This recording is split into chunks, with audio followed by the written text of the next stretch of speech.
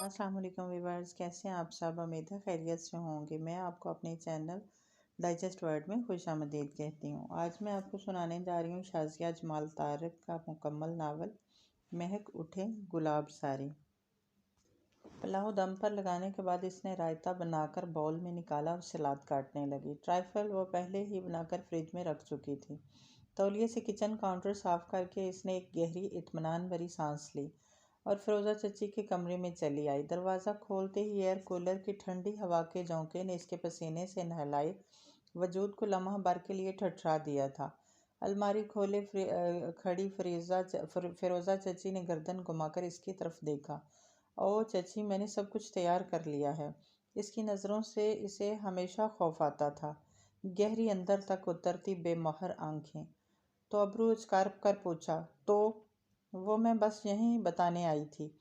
इतने बरस इसके साथ गुजारने के बावजूद भी वो आज तक इनकी आंखों में आंखें डालकर बात करने की हिम्मत अपने अंदर पैदा नहीं कर पाई थी। बड़ी मेहरबानी है तुम्हारी, कर लिया तो जिताने भी आ गई। अपना मतलूबा सूट निकाल कर जोर से अलमारी का पट बंद किया था। नहीं, ऐसी बात नहीं है चची, मैं बस पूछने आई थी, और कोई काम है तो बताएं।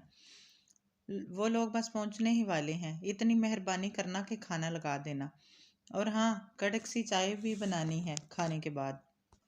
वो ताबियादारी से सर हिलाती फौरन बाहर निकली थी। ठंडे जिस्म से बाहर के गर्म लो के थपेड़े इसे गनीमत लगे थे। कम अज़ कम वो खुलकर सांस तो ले सकती थी। इसने दादा के कमरे की तरफ रुख किया। वो कुर्सी पर बैठे सामने मेज़ पर चंद औजार फैलाए अपनी बंदूक की जाड़ पोंछ कर रहे थे। हो गई चाकरी। बंदूक की नाल सीधी करते हुए एक नज़र इसके गर्मी और पसीने से तमतमाते चेहरे को देखा। घर के काम करने में क्या कबाहत है दादा। दादा का फैला हुआ कचरा समेटती वो नरोठेपन से बोली थी। फिर डस्टबिन में डाल उठाकर इनके करीब आकर बैठ गई, ये जानते हुए भी कि वो डस्टबिन को नज़रअंदाज करके आदतन सारा कचरा इधर उधर ही फेंकते रहेंगे। घर के काम और पराई चाकरी करने में फ़र्क होता है, और ये तो तुम भी जानती हो। कैसे वो ज़रा सी कोताही होने पर तुम्हारी दिन भर की कारगुजारी लपेट कर चूल्हे में झोंकती है, तुम्हें 10 बातें सुना डालती है। आज के दिन तो उन्होंने कुछ नहीं कहा। वो मुस्कुराई। अभी दिन गुजरा ही कितना है ज़मीना सरफराज। बंदूक की नाल में ज़ोर से फूंक मारते हुए उन्होंने इसके लबों पर खिलते खुशामिदी के फूल को भी फूंक मारकर दौड़ा दिया था। वो कपड़े उठाकर वॉशरूम में घुस गई। नहाकर अभी गीले बाल सुलझा रही थी जब चची के मेहमानों की आमद हुई। जिस तरह वो इसे खाने की तैयारी के बारे में हदायत दे रही थी, ज़मीना को लगा कोई बहुत ख़ास मेहमान आने वाले हैं, लेकिन आने वालों को देखकर इसका हल्क तक कड़वा हो गया। मेहंदी से रंगे बेहद सुर्ख बालों वाली चची की माँ और इनका भाई सलमान और अहमद बखुद को सलमान खान से हरगिज़ कम नहीं समझता था। गले में पड़ी मोटी चेन घुमाता और खाना लगाने के दौरान मुसलसल ज़मीना पर नज़रें जमाए बैठा था। अंगूरी रंग का दुपट्टा फैलाकर अपने गिर्द ओढ़ते वो खाना लगाते ही बाहर जाने लगी तो सलमान ने इस्तिकाक भरे अंदाज में रोक लिया। कहाँ जा रही हो? खाना नहीं खाओगी क्या? मैं खाना हमेशा अपने दादा के साथ ही खाती हूँ, रूखे लहजे में जवाब देती वो बाहर निकल गई थी। बड़ी अक्कड़ है भाई। सलमान ने अपने गर्दन से नीचे तक आते लंबे सिल्की बालों में हाथ फेरा। धीरज मेरे भाई, जल्दी का काम शैतान का है। प्लेट में पिलाव निकालती फिरोज़ा के मशवरे पर वो महज गहरी सांस भरकर रह गया था, जबकि सुर्ख बालों वाली फरीदा बेगम की इस वक्त सारी तवज्जो खाने की तरफ थी। ज़मीना अच्छी तरह जानती थी जब तक ये लोग मौजूद रहते इनके हलक से पानी का एक घूंट उतरना मुहाल था। चची इसे जज करने की खातर बार बार किसी न किसी बहाने से बुला भेजती।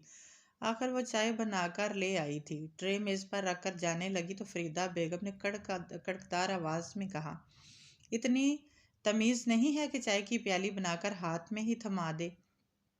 ए फिरोज़ा, तूने इस लड़की को कुछ नहीं सिखाया। आखिर को हरफ तो तेरी तरबियत पर ही आएगा। बिन माँ की बच्ची को भेड़ बकरी की तरह पाल पोस कर बड़ा कर दिया। ना तमीज़ सिखाई ना अदाब। सुर्ख चेहरा लिए वो दो जानों बैठकर प्यालियों में चाय उंडेलने लगी थी। जी तो चाह गर्म चाय की एक प्याली इस बेहुदा इंसान के चेहरे पर उल्ट दे, जिसकी गलीज़ निगाहें इसे अपने वजूद के आर पार उतरती महसूस हो रही थी। इसी वक्त ज़िया चचा ने अंदर कदम रखा था। چچی ماں کو مزید گوہر افشائی کرنے سے منع کرتی فوراً پینترا بدل کر بولی، کیا کروں اماں، بن ماں کی بچی ہے، پھولوں کی چھڑی سے بھی چھوئے ڈر لگتا ہے، جو کچھ کرتی ہے اپنی مرضی اور خوشی سے کرتی ہے، میں نے کبھی کوئی روک ٹوک نہیں کی۔ سرفراز بھائی اتنی بڑی ذمہ داری ہمیں سونپ گئے ہیں، خدا نخواستہ کوئی اونچ نیچ ہو گئی تو ان کو کیا جواب دوں گی؟ زمینہ کے ہاتھ سے چائے کی پیالی پکڑ کر اس کے ہاتھ کو چھونے کی شدید خواہش دل میں دباتا سلمان گہری سانس بھرنا مجبوراً ضیاء صاحب سے مسافے کے لیے اٹھ کھڑا ہوا تھا۔ این وقت پر انہوں نے انٹری مار کر سارا مزہ کرکرا کر دیا تھا۔ زمینہ سب کو چائے دینے کے بعد تیزی سے باہر نکل گئی تھی۔ اپنے دادا کے لیے کھانا لے کر وہ ان کے کمرے میں آ گئی تھی۔ چھوٹی سی میز پر کھانا چن دیا، دادا شاور لے رہے تھے، وہ کرسی کھینچ کر دونوں ٹہنیاں میز پر ٹکائے ان کا انتظار کرنے لگی۔ چچی کے مہمان گرامی رخصت ہو گئے تھے، اس لیے وہ اب قدرے مطمئن تھی۔ ضیاء آ گیا تھا؟ اپنی مخصوص کرسی پر بیٹھتے ہوئے دادا نے پوچھا تو وہ ہٹ پٹ سے روٹی نکالتی اس بات میں سر ہلا گئی۔ میرا نہیں پوچھا، دادا نے رکابی سے ڈھکن ہٹایا۔ نہیں، ڈاکٹر نے چاول کھانے سے منع کیا تھا۔ زمینہ نے ان کے لیے ہلکی مرچ مسالے ڈال کر کدو کا سالن بنایا تھا۔ پوچھا تھا، چچی نے کہا آپ اندر کمرے میں آرام کر رہے ہیں، بیوی نے کہا تو یقین بھی کر لیا، اتنی توفیق نہیں ہوئی کہ خود چل کر باپ کو دیکھنے آ جاتا، الو کا۔ آپ خود کو گالی دے رہے ہیں دادا، زمینہ نے ہنستے ہوئے اپنی پلیٹ میں چاول ڈالے۔ مہمان خصوصی ساری بوٹیاں، رائتا، سلاد سب چٹ کر گئے تھے۔ غنیمت تھا کہ چند نوالے چاولوں کے چھوڑ دیے، چچی کا بس چلتا تو یہ بھی ان کے ساتھ باندھ کر روانہ کر دیتی۔ ہاں، الو کا تو ہوں، جیسے ایسے پٹھے پیدا کیے، ایک یہ ہے بیوی سے کان اور زبان ادھار مانگے پھرتا ہے، اور دوسرا وہ۔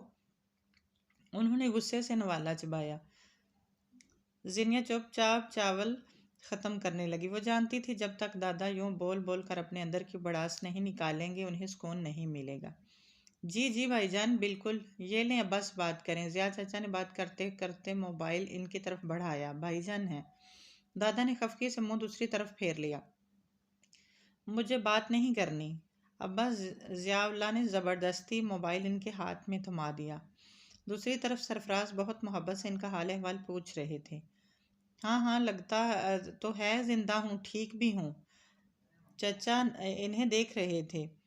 ہاں، مل گئے تھے پیسے، منع کیا تھا تمہیں اتنے نہ بھجوایا کرو، بلا کفن دفن پر کون سا اتنا خرچہ آتا ہے، یہ تمہارا امریکہ تو نہیں ہے جہاں 2 گز زمین کھودنے اور بھرنے کے لیے کئی ڈالر لگ جائیں۔ کیوں کرتے ہیں ابا جی آپ ایسی باتیں؟ سرفراز صاحب کی بیچارگی بری آواز ابری تھی۔ کیوں نہ کروں؟ دادا تنک کر بولے تھے۔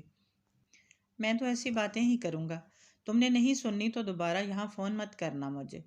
کال کاٹ کر موبائل سر پر ملک الموت کی طرح کھڑے ضیاء کی طرف بڑھایا۔ وہ منہ ہی منہ میں کچھ بدبدائے موبائل لے کر باہر چلے گئے تھے۔ ایک تو مجھے آپ کے ابا جی کی سمجھ نہیں آتی، آخر کس چیز کی کمی ہے انہیں جو وہ ہر وقت گلے شکووں کی پٹاری کھولے رکھتے ہیں؟ منہ پر کلینزنگ کرتی فیروزہ چچی نے انہیں اندر آتا دیکھ کر کہا۔ اسی بات کو تو مجھے بھی گلہ ہے ان سے۔ ضیاء اللہ نے اپنے کھاتے کا رجسٹر کھول کر بیٹھ گئے۔ انہیں کنووں کے بغات کا ٹھیکہ ملتا تھا، اسی کا حساب کتاب کرنے کی غرض سے روز رات کو اپنا رجسٹر کھول کر بیٹھ جاتے۔ سرفراز بھائی بھی کیا سوچتے ہوں گے، ہر ماہ اتنی رقم بھجوانے کے باوجود بھی نہ تو ابا ان سے سیدھے منہ بات کرتے ہیں، نہ زینی۔ ضیاء اللہ نے چونک کر رجسٹر سے اپنا سر اوپر اٹھایا تھا۔ زینی کیوں سیدھے منہ بات نہیں کرتی؟ آپ تو جیسے کچھ پتہ ہی نہیں، ابا جی کے زیر اثر ہے وہ، جیسا وہ کہتے ہیں وہی کرتی ہے، میری بات کی تو کوئی اہمیت ہی نہیں ہے اس کی نظر میں۔ نرم پف کی مدد سے چہرہ صاف کرتی وہ ایسے دل گرفتہ لہجے میں بولی کہ ضیاء اللہ نے گہری سانس اپنے اندر اتاری، پھر قدرے نرم سنبھلنے والے انداز میں بولے، چھوڑو، تم اپنا دل برا مت کرو، تمہیں میرے کاروبار کا اچھی طرح معلوم ہے، سیزن گزرنے کے بعد مانو کھانے کے لالے پڑ جاتے ہیں، اگر بھائی جان زینی کے خرچے کی مد میں ہر ماہ ہمیں رقم نہ بھجوائیں، بات تو سچ تھی مگر۔ ہاں تو ہم نے زینی کو کون سا کس چیز کی کمی ہونے دی ہے، اپنی مرضی سے کھاتی پیتی پہنتی اوڑھتی ہے۔ ضیاء اللہ ہنگارہ بھرتے پھر سے رجسٹر میں سر جھکا کر بیٹھ گئے۔ شام کی چائے بناتے ہوئے زینیا نے کچن کی کھلی کھڑکی سے دیکھا، چچی برآمدے کے باہر کاسنی پھولوں والی بیل کے ساتھ لپٹی گرل کے ساتھ چارپائی پر بیٹھی مشی سے کال پر بات کر رہی تھی۔ پڑھائی بھی ہوتی رہے گی، بس تم اپنے کھانے پینے میں غفلت مت برتا کرو، اپنی صحت کا خیال رکھو۔ وہاں پرائے شہر میں کون سا ماں ساتھ رہتی ہے، اب اپنا خیال خود ہی رکھنا سیکھ لو۔ میرا تو دن رات دھیان تمہارے اور خانوں کی طرف ہی لگا رہتا ہے، اور اس خانوں کو دیکھو، میں نے فون نہیں کیا تو اتنی توفیق نہیں ہوئی کال کر کے ماں کو اپنی خیریت ہی بتا دے۔ بہت لاپرواہ ہے یہ لڑکا۔ چچی اتنی لمبی بات صرف اپنے بچوں سے ہی کرتی تھی۔ بات کرتے وقت ان کا سارا دھیان، ساری توجہ فون کی طرف ہی ہوتی تھی۔ خانوں یا مشی کے لہجے کے اتار چڑھاؤ سے ہی وہ ان کی خیریت سے ہونے یا نہ ہونے کا اندازہ لگا لیا کرتی تھی۔ زینیا خاموشی سے ان کے سامنے چائے رکھ کر پلٹ گئی تھی، اور وہ زینیا سرفراز اس قابل تھی ہی کہاں کہ وہ اس پر بلا ضرورت ایک نظر ڈالتی۔ مجھ بڈھے کو آج کے دن چائے ملے گی یا نہیں؟ اندر سے دادا داڑے تھے۔ اتنا زور لگانے سے کھانسی کا ایک دورہ پڑا کہ اگلے کئی لمحوں تک کمزور وجود ہلکولے کھاتا رہا تھا۔ ضرور ملے گی، لیکن پہلے آپ ذرا باہر آئیں تو ایک بہت پیاری چیز دکھاتی ہوں۔ نہ، میں نے نہیں آنا باہر۔ بوڑھے دادا دن بدن بچہ بنتے جا رہے تھے۔ ان کے لاکھ منچلے جان چھڑانے کے باوجود زینیا انہیں باہر لے آئی تھی۔ دائیں دیوار کے قریب بوگن ویلیا کی ٹھنڈی چھاؤں تلے کرسی بچھا کر انہیں بٹھایا، پھر کچن سے چائے کی پیالی پرچ میں رکھ کر ان کی طرف بڑھائی۔ کہاں ہے وہ پیاری چیز جو مجھے دکھانے کے لیے تو کھینچ کھانچ کے باہر لائی ہے؟ پرچ میں تھوڑی سی چائے ڈال کر سڑک کر کے پی گئے۔ سامنے دیکھیں دادا، آج گلاب کے پودے پر کتنے سارے پھول کھلے ہیں۔ تم مجھے یہ پھول دکھانے کے لیے لے کر آئی ہو؟ سڑک کر کے پھر سے پرچ خالی کی۔ نہیں تو گل دوپہری کو دیکھیں ذرا، کیسی بہار آئی ہوئی ہے آج ان پر۔ یہ گل دوپہری؟ دادا نے ناک چڑھا کر گول کیاری میں آگے ڈھیر سارے گلابی پھولوں کو گھورا۔ جبکہ وہ کہہ رہی تھی، فضا میں گلی موتیا کی مہک محسوس کریں دادا، ان کے گرد منڈلاتی زرد پروں والی تتلی اور آپ کی یہ پوتی، کیا ان سب سے بڑھ کر بھی کچھ پیارا ہے اس دنیا میں؟ ان کے عقب میں کھڑی وہ پوچھ رہی تھی۔ دادا نے اپنے ناتواں کندھوں پر اس کے ہاتھوں کا لمس محسوس کیا، اور اس لمس کے نیچے لو دیتا احساس۔ ان کی ملنجی آنکھوں میں دھند سی چھانے لگی تھی۔ نہیں، میری پوتی سے بڑھ کر تو کوئی بھی پیارا نہیں ہے اس پوری دنیا میں۔ ناریل کا خول چٹکنے لگا تھا۔ زینیا نے لاڈ سے ان کے گلے میں اپنے بازو حائل کر دیے۔ ارے پیچھے ہٹو، گردن دباؤ گی کیا میری؟ ہاں، تم تو یہی چاہتی ہوگی یہ بڈھا جلدی سے مر کھپ جائے اور تمہاری جان چھوٹ جائے۔ سارا دن تنگ جو کرتا رہتا ہوں۔ چٹکتا خول پھر سے جڑنے لگا تھا۔ دادا نے اس کے ہاتھ جھٹکنے چاہے۔ دادا، وہ لاڈ میں مزید ان سے لپٹ گئی۔ غضب خدا کا، سارا کچن اوندا پڑا ہے، رات کے کھانے کی کچھ خبر نہیں۔ اگر پیار کے یہ مظاہرے ختم ہو گئے ہوں تو جا کر کچن کی خبر لو۔ میشی سے بات کرنے کے بعد چچی کی نظروں نے تیر کی طرح اپنے ہدف کا نشانہ لیا تھا۔ جی چچی، میں بس ابھی جا رہی تھی کچن میں۔ زینیا نے فوراً خالی پرچ پیالی اٹھائی۔ دادا نے خوشمنگی نگاہوں سے بہو کو گورا، جن کی آمد نے ان کے سارے خوبصورت منظر کو گرہن لگا دیا تھا۔ بات سنو بہو، یہ اگر گھر کے کام کر دیتی ہے تو اس کا یہ مطلب نہیں ہے کہ تم اس کے ساتھ بالکل ملازموں والا سلوک کرو۔ چچی نے تنسیا ہنکارا بھرا۔ مفت کی روٹیاں توڑنے سے بہتر ہے تھوڑے ہاتھ پیر ہی ہلا لیے جائیں۔ مفت کی روٹیاں؟ دادا چراغ پا ہوتے کرسی سے اٹھ کھڑے ہوئے تھے۔ میرا منہ مت کھلواؤ، ورنہ کیا میں نہیں جانتا اس کے باپ کے بھیجے کے پیسوں سے تم اور تمہاری اولاد کیسے عیش کر رہی ہیں؟ وہ ہاتھ کھینچ لے تو لگ پتا جائے گا مفت کی روٹیاں۔ دیکھ کے ضیاء صاحب، آپ کے ابا کیسے منہ بھر بھر کے مجھے تانے دے رہے ہیں۔ بیرونی دروازہ کھول کر اندر داخل ہوتے ضیاء اللہ پر نظر پڑتے ہی چچی کا لہجہ اور الفاظ دونوں ہی بدل گئے تھے۔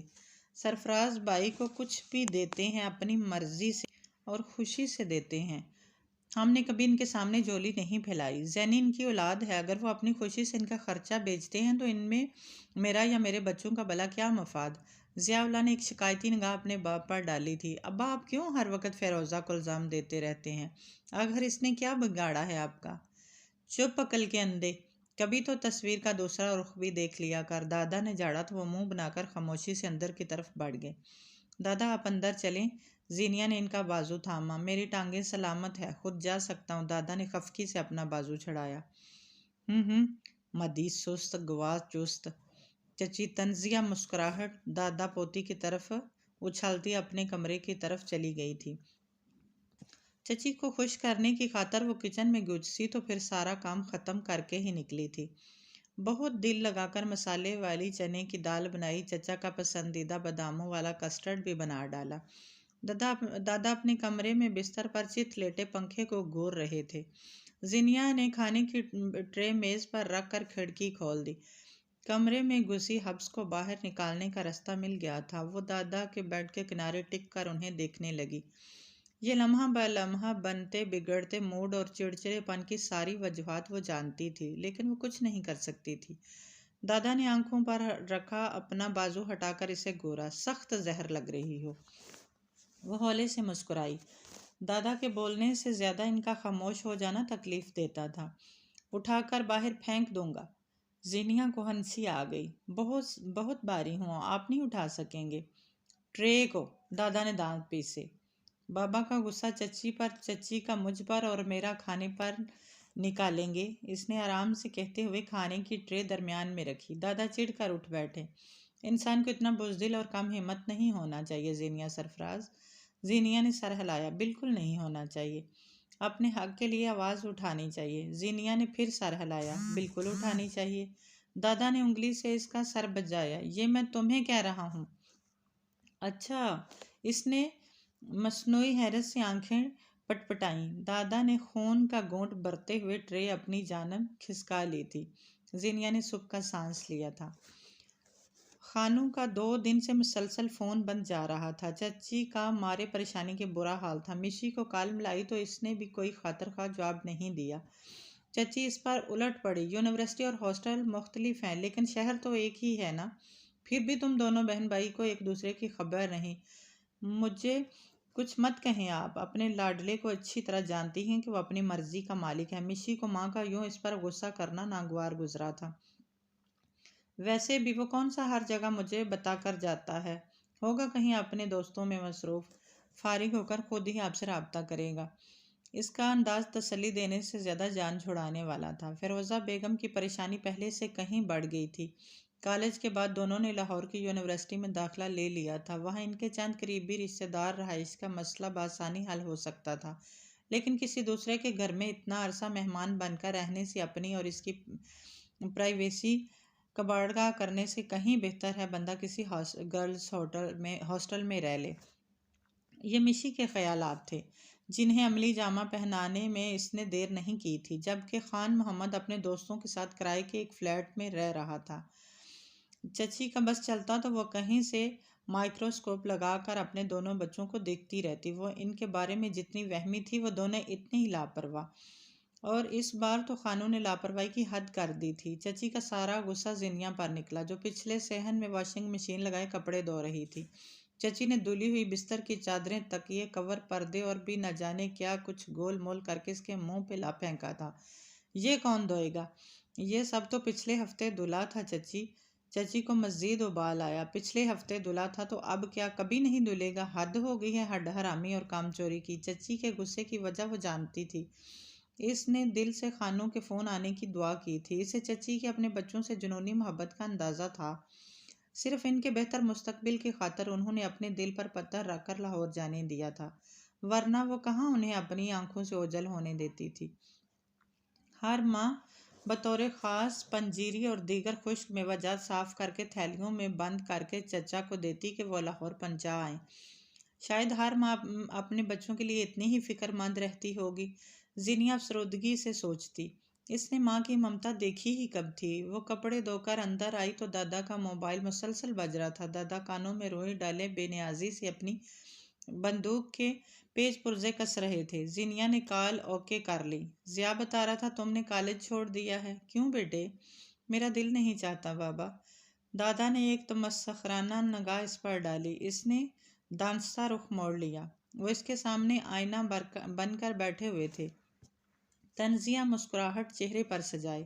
سرفراز صاحب اس پر خفا ہو رہے تھے۔ وہ کہہ نہ سکی کہ سارا دن کوہلو کی بیل کی طرح کام کرنے کے بعد ان کے اندر اتنی ہمت نہیں بچتی کہ وہ کتابیں کھول کر ان پر ایک نظر دیکھ لے۔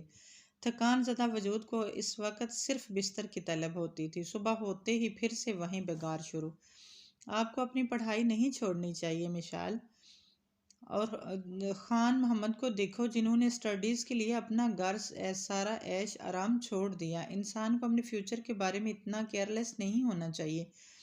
میرا ان کے ساتھ بھلا کیا مقابلہ؟ ان کے لبوں پر تلخ مسکراہٹ ابھر کر مدھوم ہوئی تھی۔ دوسری طرف اب وہ بہت سنجیدگی سے اسے دوبارہ کالج میں داخلہ لینے اور پڑھائی کا ٹوٹا سلسلہ پھر سے جوڑنے کا کہہ رہے تھے۔ وہ خاموشی سے سنتی رہی۔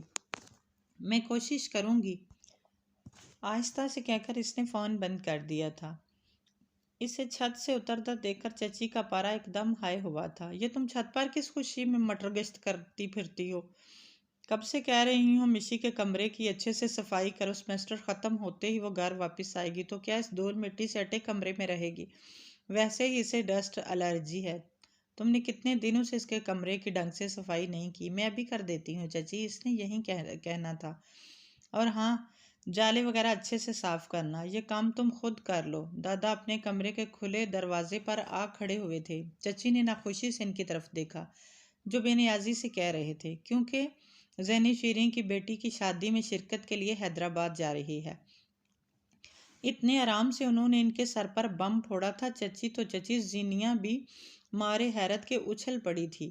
کیا کہہ رہے ہیں ابا جی؟ شاید میں نے ٹھیک سے سنا نہیں۔ چچی کو آج پہلی بار اپنی قابل رشک سماعت پر شعبہ ہوا تھا۔ میں نے کہا شیریں کا فون آیا تھا، کہہ رہی تھی سمن کی شادی میں زینیا کو شرکت کے لیے حیدرآباد بھیج دیں۔ میں نے حامی بھر لی۔ اب کی بار دادا نے ذرا وضاحت سے اپنی بات کو دہرایا تھا۔ کمال کرتے ہیں ابا جی، آپ بھی اتنی دور پرائے لوگوں میں جہان لڑکی کو اکیلے بھیجنے کی کیا تک بنتی ہے؟ پرائے لوگ؟ وہ میرے اور تمہارے لیے اس کی تو سگی خالہ ہے، دادا نے اطمینان سے کہا۔ سگی خالہ نے آج تک تو پلٹ کر بھانجی کی خبر نہیں لی۔ اب راتوں رات ایسی کون سی محبت جاگ گئی ہے کہ اپنے ہاں آنے کی دعوت دے ڈالی؟ ایسا کہتے ہوئے چچی بالکل بھول گئی تھی کہ شیریں کے جوڑوں کے درد نے کافی عرصے سے سفر کرنے سے معذور کر دیا تھا۔ البتہ زینیا کی خیر خیریت کے لیے وہ وقتاً فوقتاً کال کرتی رہتی تھی اور اکثر اس کے لیے تحفے طوائف بھی بھجواتی تھی۔ چچی کو نظر انداز کر کے وہ منہ کھولے کھڑی زینیا کی طرف متوجہ ہوئے۔ تم اپنی پیکنگ وغیرہ کر لو، کل صبح 7 بجے والی گاڑی پر روانہ ہونا ہے تمہیں۔ فیروزہ چچی پورے گھر میں جلے پیل کی بلی کی طرح مانند چکراتی پھر رہی تھی۔ ضیاء اللہ نے جیسے ہی اندر قدم رکھا وہ چیل کی طرح ان کی طرف بڑھی۔ خیریت؟ سیاہ چرمی تھیلا میز پر رکھتے ہوئے بیوی کو متغیر چہرہ دیکھا۔ سٹھیا گئے ہیں آپ کے ابا جی؟ تمیز سے بات کرو، جھک کر جوتے اتارتے ہوئے انہوں نے ناگواری سے ٹوکا۔ زینی کو حیدرآباد شیریں کی بیٹی کی شادی میں بھیج رہے ہیں۔ چچی کے تڑک کر کہنے پر وہ ایک دم چونک کر سیدھے ہوئے، اور تو اس کے جواب میں چچی نے انہیں ناک تک یوں بھرا کہ وہ نتھنے پھیلائے دادا کے کمرے کی طرف بڑھے جہاں زینیا پہلے ان سے بحث کر رہی تھی۔ آپ میرے ساتھ چلیں تو ٹھیک، ورنہ میں نہیں جا رہی۔ میں بڈھا وہاں براتیوں کے استقبال کے لیے کیا پھول نچھاور کروں گا؟ زینیا انہیں دیکھ کر رہ گئی۔ میں اتنی دور اکیلی، کیا دور دور لگا رکھی ہے؟ بمشکل 1.5-2 گھنٹوں کا سفر ہوگا۔ دنیا چاند تک پہنچ گئی ہے اور تم بڑی بس میں بیٹھ کر حیدرآباد تک نہیں جا سکتی۔ دادا نے اچھا خاصا جھاڑ کر رکھ دیا۔ اس کے منہ بسورنے پر بولے، ضد مت کرو اور چپ چاپ اپنا سامان باندھ۔ اس نے تذبذب سے ایک بار پھر دادا کا چہرہ دیکھا۔ جب انہوں نے ایک ابرو چڑھا کر اشارہ کیا، جلدی۔ میں چلی گئی تو آپ کا خیال کون رکھے گا؟ اس کی پریشانی کی اصل اور سب سے بڑی وجہ یہی تھی۔ وہ بھلا دادا کو چھوڑ کر کیسے جا سکتی تھی؟ میں خود رکھ لوں گا۔ وہ بھی گویا تہیا کر کے بیٹھے تھے۔ ضیاء اللہ نے ادھ کھلے دروازہ زوردار جھٹکے سے کھول کر اندر قدم رکھا تھا۔ یہ میں کیا سن رہا ہوں ابا؟ آپ سرفراز بھائی سے پوچھے بغیر زینی کو اتنی دور اکیلے بھیجنے کا فیصلہ کیسے کر سکتے ہیں؟ یہ تو آج تک پڑوس میں اکیلی کہیں نہیں گئی اور آپ اسے اکیلے دوسرے شہر بھیج رہے ہیں، تو مجھے آپ کی فہم فراست پر حیرت ہو رہی ہے۔ آپ ایسا بچکانہ فیصلہ کیسے کر سکتے ہیں؟ دادا نے اطمینان سے اس کی پوری تقریر سنی اور سکون سے بولے، بس یہیں کچھ کہلوا بھیجا ہے تیری بیوی نے؟ ابا وہ سخت چی بچی ہوئے مجھے زینیا کے لیے جو ٹھیک لگے گا میں وہ کروں گا، تمہیں یا تمہاری بیوی کو زیادہ فکر کرنے کی ضرورت نہیں، سمجھے؟ ضیاء اللہ لب پہنچے وہاں سے چلے گئے۔ چچی کا منہ ہنوز پھلا ہوا تھا، انہیں گھر کے چھوٹے بڑے ہر کام کے لیے بیٹھ کر زینیا کو حکم چلانے کی عادت پڑ گئی تھی۔ اب اس کے جانے کا سوچ کر پورا گھر باڑا نہیں اپنے سر پر پڑتا دکھائی دے رہا تھا۔ دادا اسے اسٹاپ تک چھوڑنے کے لیے تیار ہو رہے تھے، زینی باہر نکل آئی۔ میں جاؤں چچی؟ چھوٹا سا بیگ صحن کے فرش پر رکھے وہ چچی کی طرف اجازت طلب نظروں سے دیکھ رہی تھی۔ اسی وقت بیرونی دروازے کو کھول کر سلمان اندر آیا اور زینی کو دیکھ کر ٹھٹکا۔ کہاں کی تیاری ہے سونیو؟ سرتا پاؤں بغور جائزہ لیا تھا۔ زینیا نے ایک نظر تنا ہوا چہرہ لیے چچی کو دیکھا اور جھک کر بیگ اٹھا لیا۔ دادا اپنے کمرے سے نکل کر اسی کی طرف چلے آئے۔ کیا کہہ رہا تھا یہ نقلی سلمان خان تم سے؟ دروازہ پار کرتے ہوئے پیچھے زینیا سے پوچھا۔ پتہ نہیں، زینی نے آہستگی سے جواب دیا۔ رکشے کا ڈنڈا پکڑے وہ دادا سے خفا خفا سی بیٹھی ارد گرد گزرتے دوڑتے مناظر دیکھ رہی تھی۔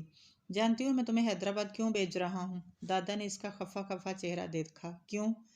چلو رہنے دو، ابھی جب واپس آ جاؤ گی تب بتاؤں گا۔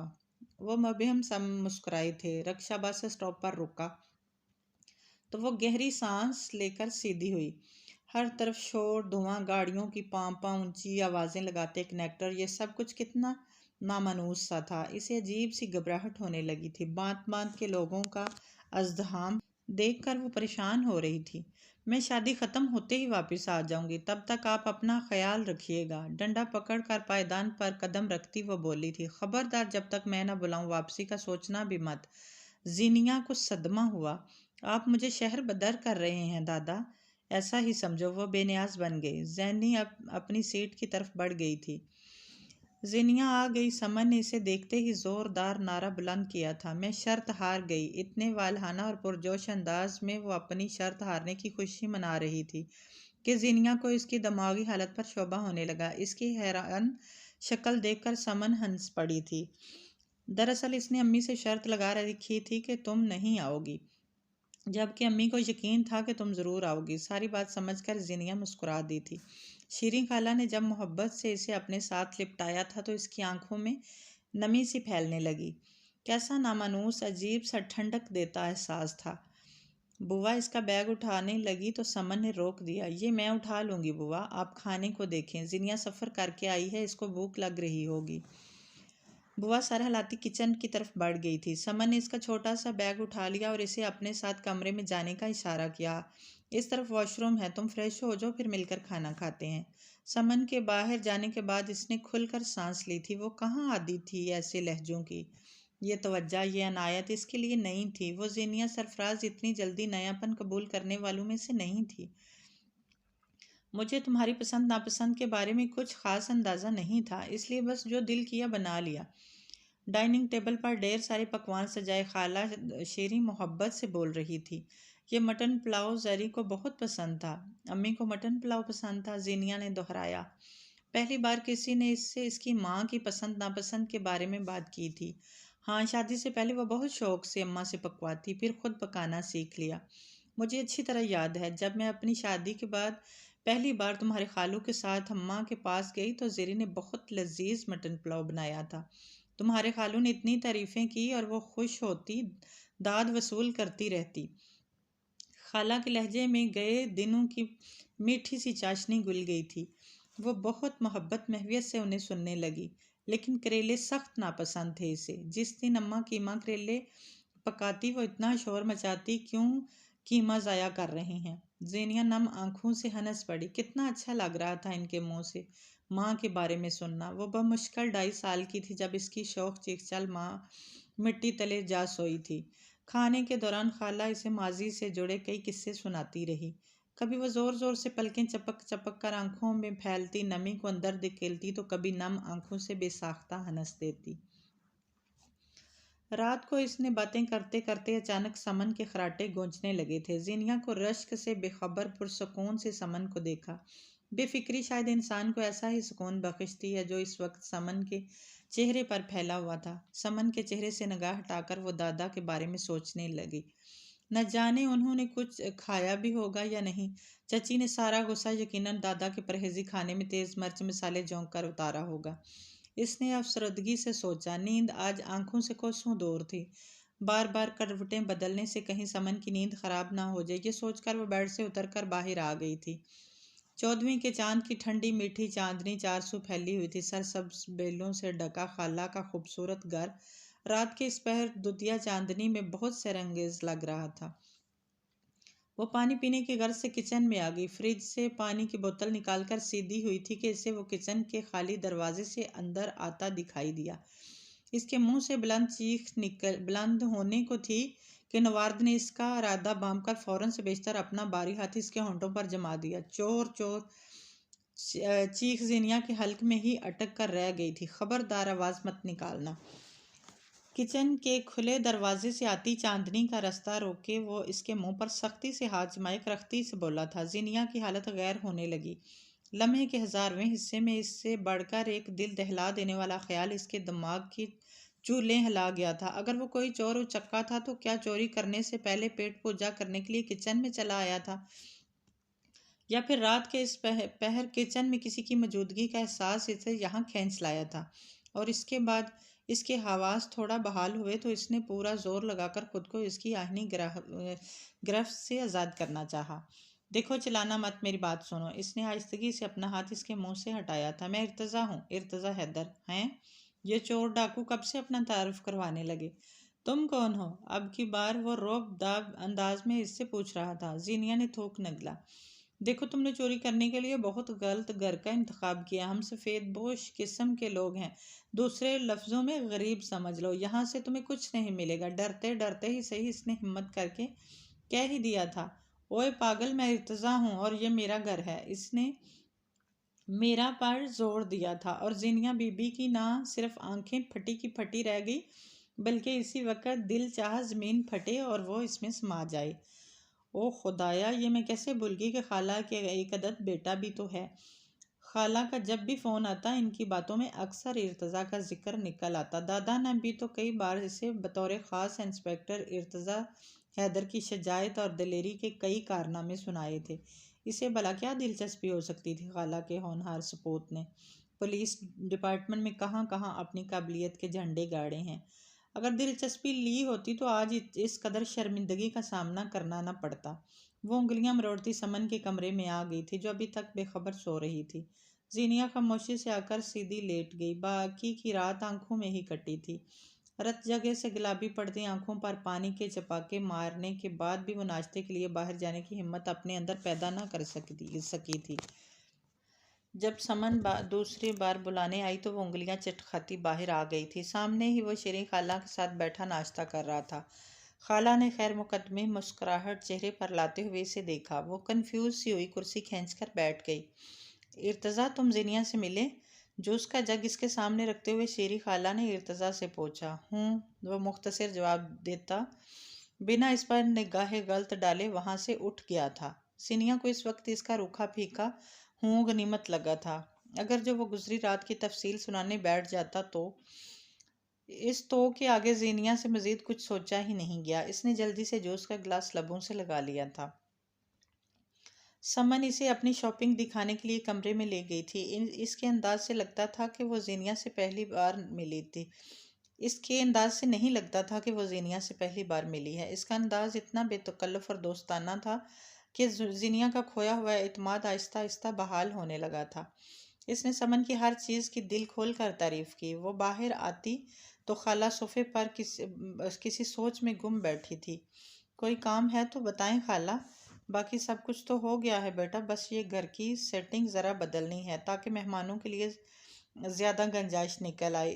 اس جوڑوں کے درد نے مجھے کہیں کا نہیں چھوڑا۔ بوا بیچاری کو کچن کے کاموں سے فرصت نہیں ملتی۔ سچ کہوں تو سمن خود ہی سب کچھ سنبھالتی پھر رہی ہے۔ انہوں نے محبت لٹاتی نگاہوں سے سمن کی طرف دیکھا جو چند دنوں کی مہمان تھی اس گھر میں۔ اس میں کیا مذائقہ ہے امی؟ اب وہ والے زمانے گئے جب دلہن بیچاری کو مایوں کے نام پر 8 دن پہلے کمرے کے کونے میں بٹھا دیا جاتا تھا۔ سمن ہنستے ہوئے بولی۔ اب میں آ گئی ہوں نا، اب تم خود کو وہیں پرانے زمانے والی دلہن ہی سمجھو، باقی سب کچھ میں سنبھال لوں گی۔ اس نے کہنے کے ساتھ ہی کمر باندھ لی تھی۔ جھاڑو اٹھا کر گھر کا کونا کونا جھاڑ پونچھ کر چمکا دیا۔ بوا کے ساتھ مل کر کچن میں شادی کے دوران استعمال آنے والے برتن وغیرہ سیٹ کر کے رکھے۔ ارتضیٰ کے استری شدہ کپڑے اس کے کمرے میں رکھنے کے لیے آئی تو سوٹ الماری میں ہینگ کرنے کے بعد یوں ہی ریک میں ترتیب سے رکھی قانون کی کتابوں کو الٹ پلٹ کر دیکھنے لگی۔ شیلف پر سجے اعزازی تمغے، فریم شدہ اسناد، وہ ایک ایک چیز کو چھو کر دیکھ رہی تھی کہ وہ اچانک داڑھ سے دروازہ کھول کر اندر داخل ہوا تھا۔ ہاؤ ڈیر یو! اس اچانک افتاد پر زینیا کے منہ سے چیخ بلند ہوئی اور ہاتھ سے کرسٹل کا واز گر کر کرچیوں میں بٹ گیا تھا۔ ارتضیٰ کا پارا آسمان کو چھونے لگا۔ آل مینرڈس لڑکی، تمہاری جرأت کیسے ہوئی میری چیزوں کو بغیر اجازت ہاتھ چھونے کی؟ میں یوں ہی آئی ایم سوری، زینیا کے غصے سے خائف ہوتی بس یہیں کہہ پائی تھی۔ Just shut up and get lost! وہ ڈر کر 2 قدم پیچھے ہٹی۔ اہانت کے احساس سے اس کا چہرہ جلنے لگا تھا۔ شور کی آواز سن کر شیری خالہ اور سمن ایک ساتھ اندر آئی تھی۔ اندر کی صورتحال دیکھنے میں انہیں محض لمحہ لگا تھا۔ یہ کیا طریقہ ہے ارتضیٰ؟ خالہ نے سخت خفا لہجے میں اسے تنبیہ کی تو وہ غصے سے سر جھٹکا لمبے لمبے ڈگ بھرتا وہاں سے چلا گیا تھا۔ زینیا گٹی گٹی سی آواز میں رونے لگی تھی۔ حد کرتا ہے یہ لڑکا، گھر کو بھی اپنا تھانہ سمجھ لیا ہے۔ خالہ کو حقیقتاً ارتضیٰ کے رویے سے بہت دکھ ہوا تھا۔ بچی بیچاری کو رلا دیا۔ ان کی معذرت اور شرمندگی زینیا کو شرمندہ کرنے لگی تھی۔ خالہ میری غلطی ہے، مجھے بنا اجازت ان کی چیزوں سے چھیڑ چھاڑ نہیں کرنی چاہیے تھی۔ ان کی جگہ کوئی بھی ہوتا تو وہ ایسے ہی ری ایکٹ کرتا۔ اس نے خود کو سنبھال لیا تھا۔ خالہ اس کا رخسار تھپتھپا کر باہر چلی گئی تھی۔ وہ سمن کے ساتھ اس کے کمرے میں آ گئی۔ اصل میں ارتضیٰ بائی کا مزاج شروع سے ہی سنجیدہ اور ریزرو قسم کا ہے، اوپر سے جاب بھی ایسی ملی ہے، سونے پہ سہاگا۔ سارا دن تھانہ کچہری، مجرم سزائیں، لیکن اندر سے بہت سافٹ ہے۔ انہیں بس بے ترتیبی، شور شرابہ، بے احتیاطی پسند نہیں ہے۔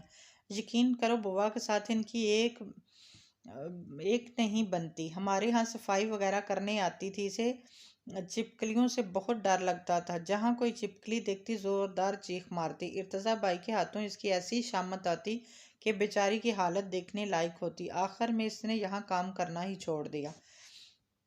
سمن ہنستے ہوئے اسے بتا رہی تھی۔ زینیا نے سوچا یہ جرم تو اس سے بھی سرزد ہو چکا ہے۔ تم شادی پر کیا پہنو گی زینیا؟ سمن کے پوچھنے پر وہ الماری میں اپنے کپڑے رکھ رہی تھی۔ پلٹ کر اسے دیکھا۔ اس نے کبھی ریشمی جلملاتے کپڑے نہیں پہنے تھے، ہمیشہ آرام دہ شلوار قمیض پر ہم رنگ دوپٹہ لیتی تھی۔ اپنے دیے اس نے یہاں آتے وقت اپنے چند خاص جوڑے بیگ میں رکھے تھے، لیکن وہ بھی شادی کی تقریبات میں پہننے کے قابل نہیں تھے۔ میرے پاس تو یہی سوٹ ہیں بس، قدرے آہستگی سے وہ صاف گوئی سے بولی تھی۔ ارے نہیں، میں ان کی بات نہیں کر رہی، ہم آج شاپنگ پر چل رہے ہیں تو اسی لیے پوچھ رہی ہوں۔ میرے خیال میں تو مہندی کے لیے چوڑی دار پاجامے پر لانگ شرٹ اور بارات پر فراک یا میکسی، اور ولیمے کے لیے کوئی اچھا سا ایمبرائڈرڈ سوٹ ٹھیک رہے گا، ہے نا؟ زینیا نے آہستہ سے نفی میں سر ہلایا۔ میں نے یہ سب کبھی نہیں پہنا۔ کوئی بات نہیں، ہم زندگی میں بہت کچھ پہلی بار کرتے ہیں۔ سمن اس کے انکار کو کسی خاطر میں نہیں لائی تھی۔ اس کی اور خالہ کی محبتیں زینیا کو زہر بار کر رہی تھیں۔ اس کے لیے شاپنگ ہمیشہ چچی خود ہی کرتی تھی، مناسب کوالٹی کے معمول پرنٹڈ کے ہر سیزن کے 2-3 جوڑے۔ البتہ اپنی ساری شاپنگ وہ تب کرتی تھی جب مشی چھٹیوں پر گھر آئی ہوتی تھی۔ وہ دونوں ماں بیٹی کے روز بازار کے چکر لگتے، واپسی ڈھیر سارے شاپنگ بیگز کے ہمراہ ہوتی۔ مشی کا موڈ ہوتا تو کبھی اس کے لیے فینسی چپل، کبھی سافٹی تو کبھی کوئی کڑھائی والا کرتا شلوار لے آتی تھی، اور چچی اگلے کئی دنوں تک ہر آئے گئے کے سامنے اس برانڈڈ شاپنگ کا ڈھنڈورا پیٹتی رہتی۔ شیریں خالہ نے اس کے لاکھ منع کرنے کے باوجود شادی کے تمام فنکشنز کے لیے اس کے لیے بے حد قیمتی اور خوبصورت ملبوسات خریدے، بلکہ بہت عمدہ کوالٹی کے کھلتے ہوئے رنگوں کے عام پہننے کے لیے سوٹ بھی خرید لیے، میچنگ جوتے، چوڑیاں، جیولری اور بھی نہ جانے کیا کچھ۔ اس کی ساری شاپنگ کے دوران سمن کی ایکسائٹمنٹ عروج پر تھی۔ تو زندگی کا ایک رنگ یہ بھی ہے۔ شہر کے بہترین مال کی برقی سیڑھیاں اترتے زینیا نے سوچا۔ दादा से बात करने के लिए वो मोबाइल उठाए छत पर आ गई थी। आसमान पर टंगे ढेर सारे सितारों की झुरमुट तले खड़ी वो रेलिंग से नीचे गुजरती ट्रैफिक देख रही थी। कैसे हैं आप? बहुत खुश हूँ, मज़े में हूँ, आज़ादी के मज़े लूट रहा हूँ। हर वक्त मलकुल मौत की तरह सर पर सवार होने के लिए तुम जो नहीं हो। आप मेरे बगैर खुश हैं? इसने दिल मसवस कर पूछा। कोई ऐसा वैसा? दादा के लहजे में एक ऐसी तरंग पहले तो कभी महसूस नहीं हुई थी। इसने खनकते हुए लहजे में छुपे मसनूईपन को खोजना चाहा, जबकि दूसरी तरफ दादा इस खुशबाश अंदाज में इसे वहाँ बहुत सारा एंजॉय करने की तरगीब दिलाने को कह रहे थे। जिंदगी में ऐसे मौका बार बार नहीं मिलते, वो भी इस तरह की हदायत। वो फ़ोन बंद करके पलटी तो बेसाख्ता मुंह से चीख निकल गई। इर्तज़ा अपनी धुन में सीढ़ियाँ चढ़ता ऊपर आया था। फिर चीखी तुम? नागवारी से माथे पर बल किए किसी तफ्तीशी अफसर की मानिंद वो इसके सर पर खड़ा घूरने लगा। अब अगर तुम चीखी तो सचमुच जेल में डाल दूंगा। एक तो इसके रौब दाब वाली शख्सियत, ऊपर से ऐसा अंदाज। मैं जानबूझकर ऐसा नहीं करती, हो जाता है। आपको यूं हर दफ़ा गैर मामूली सिचुएशन में अपने सामने देखकर। स्टूपिड। इर्तज़ा सर झटकता रेलिंग की तरफ बढ़ा तो इसने सर पर सीढ़ियों की तरफ दौड़ लगा दी। ये इतने खौफनाक क्यों हैं? कमरे में आते ही फूली सांस से पूछा। समन ने मोबाइल से निगाह हटाकर इसका घबराया हुआ चेहरा देखा। कौन? इंस्पेक्टर साहब। और कौन? जो हर वक्त ऑन ड्यूटी ही रहते हैं। नरोठेपन से बोलती वो बेड पर टांगे लटकाकर बैठ गई। इर्तज़ा भाई। समन को हंसी आ गई। कुछ कहा उन्होंने? वो कुछ कहते थोड़ी हैं। ज़ेनिया मुंह ही मुंह में बदबदाई। आंखों से निगल लेते हैं सालम। समन जोर से हंस पड़ी थी। सच कह रही हूँ। वो इतनी मासूमियत से बोली थी कि समन को बेख्तियार इस पर प्यार आ गया था। अगले रोज समन को मायूं बिठा दिया गया। शीरीं खाला के ससुराली अजीजों से बरी एक हायस दरवाजे पर आ रुकी थी। समन के ताया ताई फूफियाँ और ढेर सारे कजन्स। घर में जैसे हलचल सी मच गई थी। खाला सबसे बहुत पुरतकाब से मिली। शोहर की वफ़ात के बाद भी उन्होंने अपने ससुरालियों से मिसाली ताल्लुकात कायम रखे थे। इसमें भी बड़ा हाथ इनकी खुश इखलाकी और मिलनसार तबीयत का था। ये कौन है? नज़र का मोटा चश्मा चढ़ाए इनकी फूफी सास की नज़रों ने फ़ौरन ज़ीनिया को ताड़ लिया था। ये ज़ीनिया है, मेरी भांजी। खाला ने मोहब्बत से इनकी तरफ देखा, जो सबकी नज़रें अपनी तरफ पड़ती देखकर कंफ्यूज सी हो गई थी। पहले तो कभी नहीं देखा। बड़ी नान ने सरतापा बगौर इसका जायज़ा लिया। हाँ, पहली बार यहाँ आई है, खाला ने तहम्मुल से जवाब दिया। अच्छा, जरी की बेटी है? अरे वहीं जिसके मियाँ ने बीवी के सोम के बाद ही अमेरिका में दूसरी शादी कर ली थी। समन की ताई गजब की यादाश्त रखती थी, और ये कोई इतनी पुरानी बात भी नहीं थी। यहीं कोई 20 बरस पहले बेचारी का भी कफन भी मैला नहीं हुआ था कि शोहर ने कंपनी के मालिक की बेटी से ब्याह रचा लिया। एक और अफसरदा आ बरी। जीनिया ने बेसाख्ता अपना निचला होंठ दांतों तले दबाया था। इसे अपना यह तारफ हमेशा यूं ही अंदाज में खोखला कर देता था। वह बरबरी मिट्टी की तरह डह जाने के खौफ से अपने कदमों को मजबूती से ज़मीन पर जमाए खड़ी थी। तब ये बच्ची बेचारी तो बमुश्किल 2-2.5 साल की होगी। अब कहाँ पर होती हो बेटा आप? दादा और चचा के पास। इसने बिना किसी की तरफ देखे आहिस्तगी से जवाब दिया था। बाप कोई खर्चा वगैरह बेचता है या फिर सारा कुछ इस दूसरी पर लटा रहा है? सुना वहां से भी इसके बच्चे हैं। खैर से कितने हैं? ऐसी कुरेद, ऐसा तजस्सुस ज़ीनिया के लिए अपने कदमों पर खड़ा होना दुश्वार होने लगा था, जब खाला ने इसकी मुश्किल आसान की। ज़ीनिया, जाओ बेटा, किचन में देखो बुआ ने चाय बनाई है या नहीं। वो फौरन लाउंज से निकलकर किचन में आ गई थी। खुदा की मार, मुझे तो एक आंख नहीं बाता शीरीं का ये ख़ानदान। मेरे बस में होता तो इनका वापसी का किराया अपनी जेब से भरकर इस वैगन पर दोबारा आज ही वापस रवाना कर दूं। बुआ बुड़बुड़ाते हुए चाय कपों में डाल रही थी।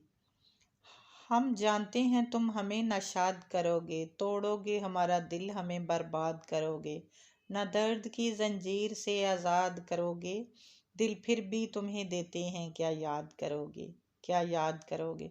समन की तायाजाद बहन रूहाने ریموٹ اٹھا کر والیوم فل کر دیا تھا۔ ذیشان اور کرن ڈانس پریکٹس کر رہے تھے۔ زینیا سمن کے لیے گجرے بنانے عقبی صحن میں آگے باغیچے سے گلاب اور موتیا کے پھول توڑ کر اپنی جھولی میں بھر رہی تھی کہ اچانک نظر دیوار پر بیٹھی بلی پر پڑی، جو امرود کی شاخوں پر بنے گھونسلے میں بیٹھی بلبل اور اس کے ننھے بچوں پر گھات لگائے بیٹھی تھی۔ خطرہ محسوس کر کے بلبل نے شور مچانا شروع کر دیا تھا۔ ہش! اس سے پہلے کہ وہ بلی کو بھگاتی، بلی نے دیوار سے امرود کے درخت پر چھلانگ لگا دی۔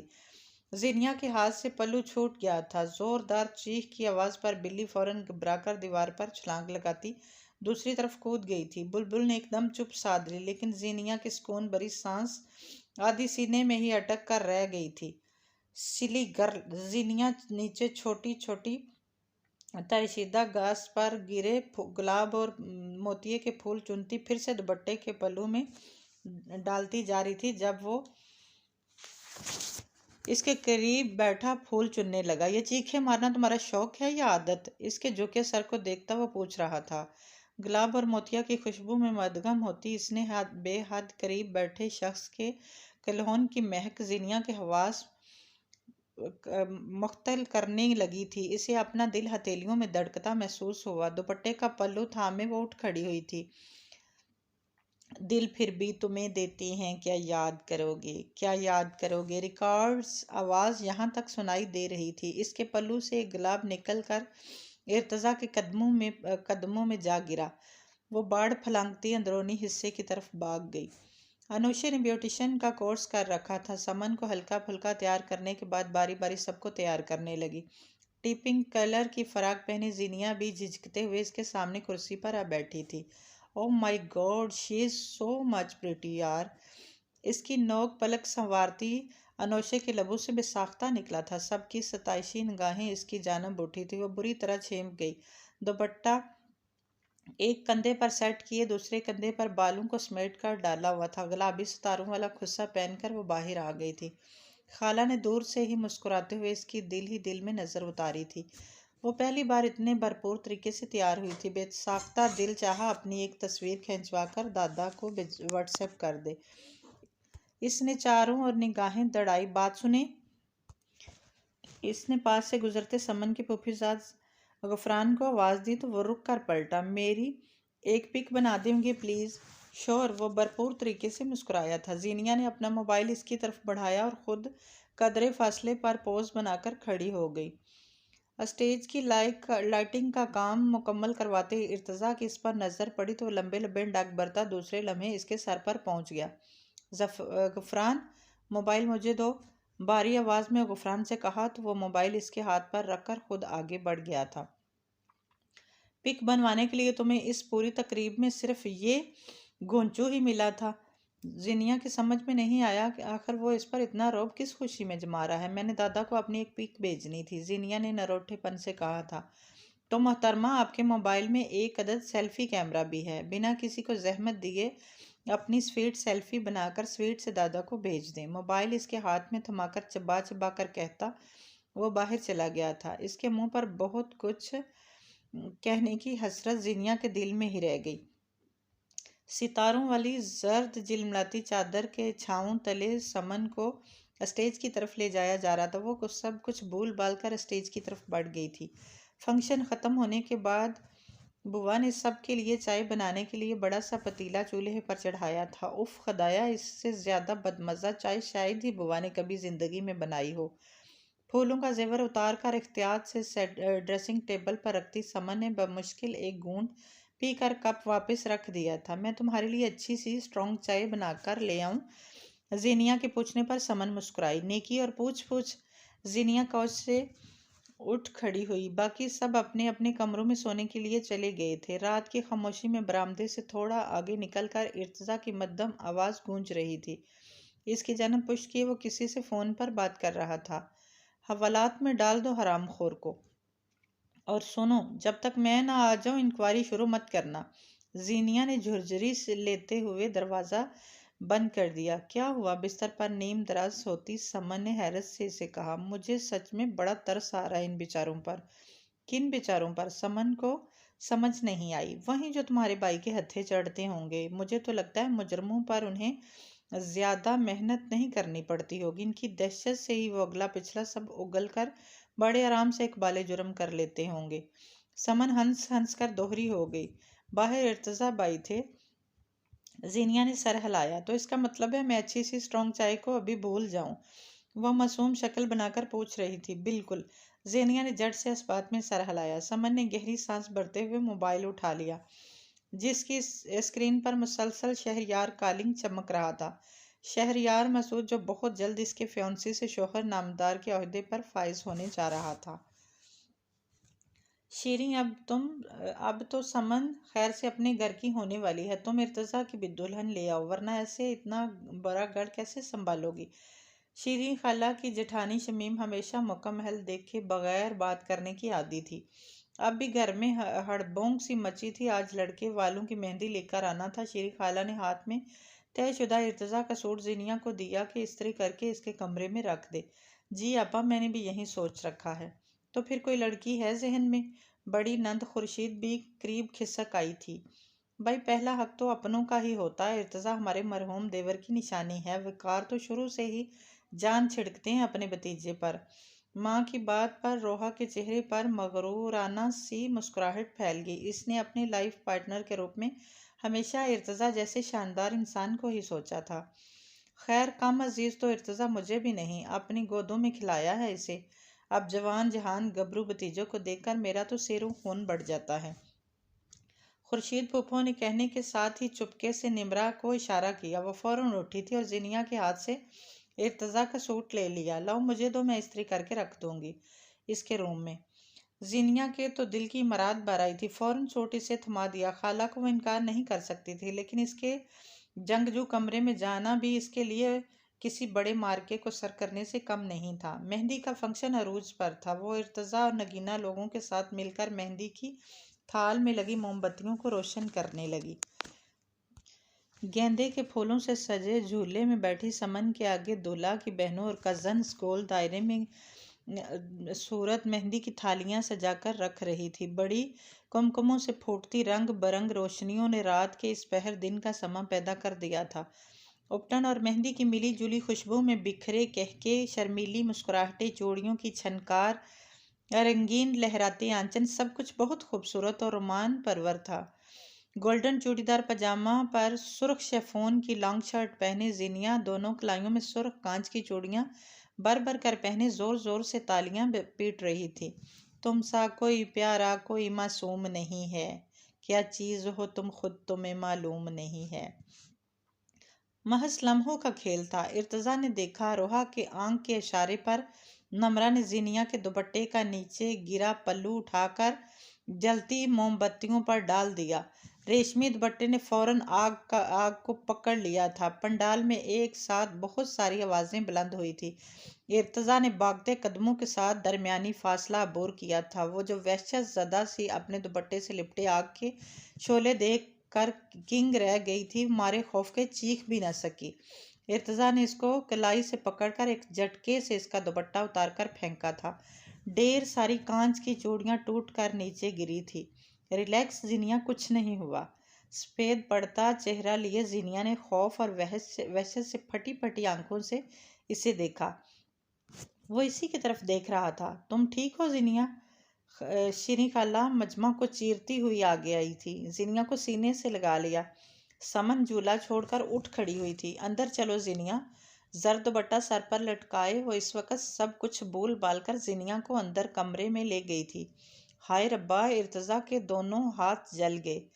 تائی اور پھوپھو ایک ساتھ ان کی طرف بڑھی تھی۔ بنا کچھ سوچے سمجھے اس نے اپنے دونوں ہاتھوں سے زینیا کی قمیض کے پچھلے حصے پر لگی آگ بجھانا شروع کر دی تھی۔ مجھے کچھ نہیں ہوا، میں بالکل ٹھیک ہوں، آپ لوگ پریشان نہ ہوں پلیز۔ اس نے اپنے دونوں ہاتھ نیچے کر لیے تھے، جہاں اس وقت کلائیوں تک شدید جلن محسوس ہو رہی تھی۔ پنڈال سے باہر جاتے ہوئے وہ نمرا اور روحا کے قریب رکا تھا۔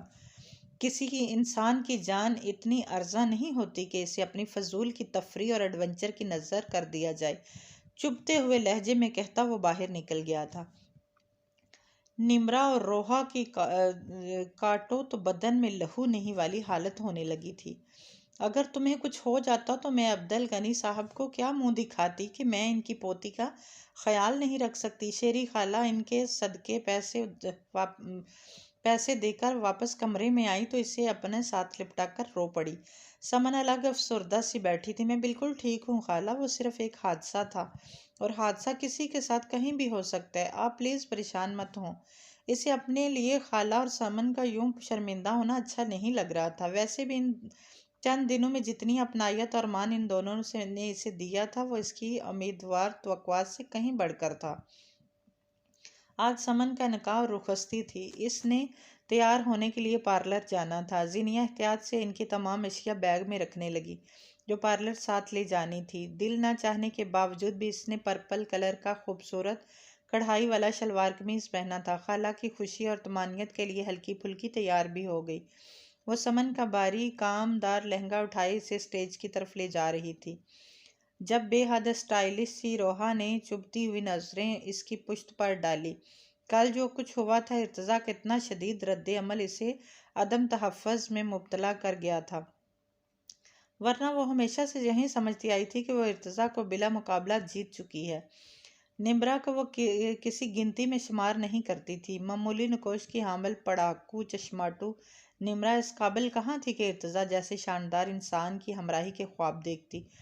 خورشید پھپھو کی ساری خوش فہمیاں یقیناً دری کی دری رہ جانی تھی، لیکن اب یہ زینیا روحا کی متلاشی نگاہوں نے ارتضیٰ کو کھوجا، لیکن وہ شاید باہر مردانے میں تھا۔ ڈول بازوں کے ساتھ بارات آ گئی تھی۔ سمن کے پہلو میں شہریار کو بٹھا کر اب نکاح کے بعد کی رسمیں ادا کی جا رہی تھی۔ تب ہی زینیا نے اسے دیکھا۔ شلوار قمیض میں ملبوس مغرور نکوش والا ارتضیٰ اسٹیج پر چڑھ رہا تھا۔ زینیا خاموشی سے نیچے اتر آئی اور قدرے فاصلے پر بچھائی گئی کرسیوں میں سے ایک پر بیٹھ گئی۔ ارتضیٰ کے ہاتھ جل جانے کی خبر اس تک بھی پہنچی تھی۔ دل مضطر کو سنبھالنا دشوار ہونے لگا تھا۔ ایک نامعلوم سی بے چینی تھی جس نے اسے اپنی لپیٹ میں لے لیا۔ وہ ارتضیٰ کو دیکھنا نہیں۔ سمن رخصت ہو گئی تھی۔ اس کے جاتے ہی ساری رونق دم توڑ گئی۔ در و دیوار سے پلٹتی خاموشی میں اداسیاں گھسنے لگی تھی۔ خالہ میں آج آپ کے پاس سو جاؤں؟ دروازے پر کھڑی وہ پوچھ رہی تھی۔ کیوں نہیں میری جان؟ خالہ بیگی آنکھوں سے مسکرائی۔ وہ ان کے برابر بستر پر آ کر لیٹ گئی۔ نیند آنکھوں سے کوسوں دور تھی۔ تم ٹھیک ہو زینیا؟ اس کا دل چاہا کلر برش اٹھا کر اس سارے منظر پر پھیر دے جو اس کے تصور میں چھم سے آباد ہو گیا تھا۔ ریلیکس زینیا، کچھ نہیں ہوا۔ اس نے بے بسی سے سر تکیے پر گرا دیا تھا۔ دل آج جس ڈگر پر چل پڑا تھا اس کے قدموں کی چاپ اسے اندر سے سہمانے لگی تھی۔ مجھے گھر جانا ہے خالہ، دادا کی بہت یاد آ رہی ہے۔ رت جگہ سے گلابی پڑتی آنکھوں میں برتا پانی پھیلنے سے روکنے کے لیے وہ زور زور سے پلکیں چپکاتی سر جھکا گئی تھی۔ اتنی جلدی کیوں بیٹا؟ ابھی تو ولیمہ ہونا ہے، ارتضیٰ خود تمہیں چھوڑ آئے گا۔ اس نے گھبرا کر سر اوپر اٹھایا تھا۔ نہیں نہیں خالہ، میں آئی بھی تو بس پر تھی، نہ تو آسانی سے چلی بھی جاؤں گی۔ آپ انہیں بالکل زحمت مت دیں پلیز۔ وہ خالہ کو کیسے سمجھاتی کہ دوبارہ ان آنکھوں میں دیکھنے کی ہمت نہیں ہے اس کے اندر؟ بالکل بھی نہیں۔ پچھلے کچھ دنوں سے معدے میں مسلسل درد رہنے لگا تھا۔ میں نے کہا بھی تھا آج کچھ ہلکا پھلکا بنا لیتی۔ آدھی کچی آدھی پکی تیز مرچ مسالے والی ماش کی تال دیکھ کر دادا نے کہا تو چچی فوراً چمک کر بولی، اتنا فالتو وقت نہیں ہے میرے پاس، آپ کے فرمائشی پروگرام سنوں اور انہیں پورا بھی کروں، اور بھی ہزار کام کرنے والے ہوتے ہیں مجھے۔ دادا نے گہری سانس بھرتے ہوئے رکابی اپنے سامنے کھسکائی۔ تب ہی نظر کچن کے دروازے پر فریم کی مانند ایستادہ زینیا پر پڑی تھی۔ فریم کے چوکھٹے میں جڑی تصویر پر دکھ، تعاسف اور ڈھیر سارا ملال بکھرا ہوا تھا۔ تو یہ تھے وہ مزے جو وہ اس کے بغیر کر رہے تھے، جس کا احوال وہ اسے روز فون پر بڑے زور و شور سے سناتے۔ دادا نگاہ چرا گئے۔ آ گئی تم؟ دادا کی سمجھ میں نہیں آیا اسے یوں اچانک سامنے دیکھ کر خوشی کا اظہار کریں یا خفگی کا۔ آپ اکیلے میرے بغیر مزے کریں یہ میں کیسے برداشت کر لیتی بھلا؟ اس نے اس کے سامنے سے رکابی اٹھا لی تھی۔ اور آپ اتنی گرمی میں کچن میں کیوں آ گئے؟ یہ زینیا تھی جو وقت پر انہیں کھانا کمرے میں ہی پہنچاتی۔ اس کے جانے کے بعد جب پیٹ میں بھوک کے مارے بل پڑنے لگتے تب ناچار انہیں خود ہی کچن کا رخ کرنا پڑتا۔ सदा की काहल और काम चोर फेरोजा मारे बंदे जो भी पकाती वहीं सामने लाकर रख देती। आप अंदर जाएं दादा, मैं खाना लेकर आ रही हूँ। उन्हें उठाने के बाद इसने नरमी से जायकादार खिचड़ी बनाई। हूँ इसके चोंचलों ने उन्हें कहीं का नहीं छोड़ा। कल को ब्याह कर चली गई तो मुसीबत मेरे सर पर ही आनी है। ये नहीं खाना, वो नहीं खाना। आप बेफिक्र रहिए चाची, मैं जहाँ भी जाऊंगी अपने दादा को साथ लेकर जाऊंगी। चाची यूं दिल खोल कर हंसी जैसे इसने कोई लतीफ़ा सुनाया हो। लोग जहेज में ट्रक भरकर सामान गाड़ियों की उम्मीद लगाकर बैठे हुए हो और ये जीनिया बीबी अपने साथ बुढ़े दादा को ले जाकर जाएंगी।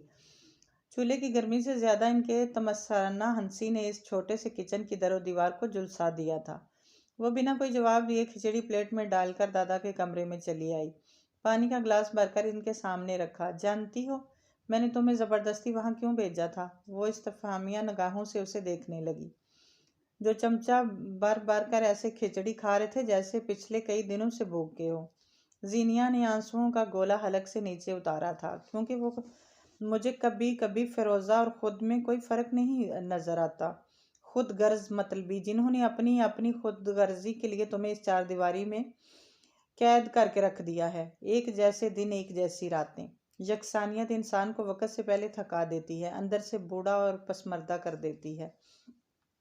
सैर शिकर होने के बाद उन्होंने खाली प्लेट पर ही खिसकाकर आराम से कुर्सी की पुश से टेक लगा ली।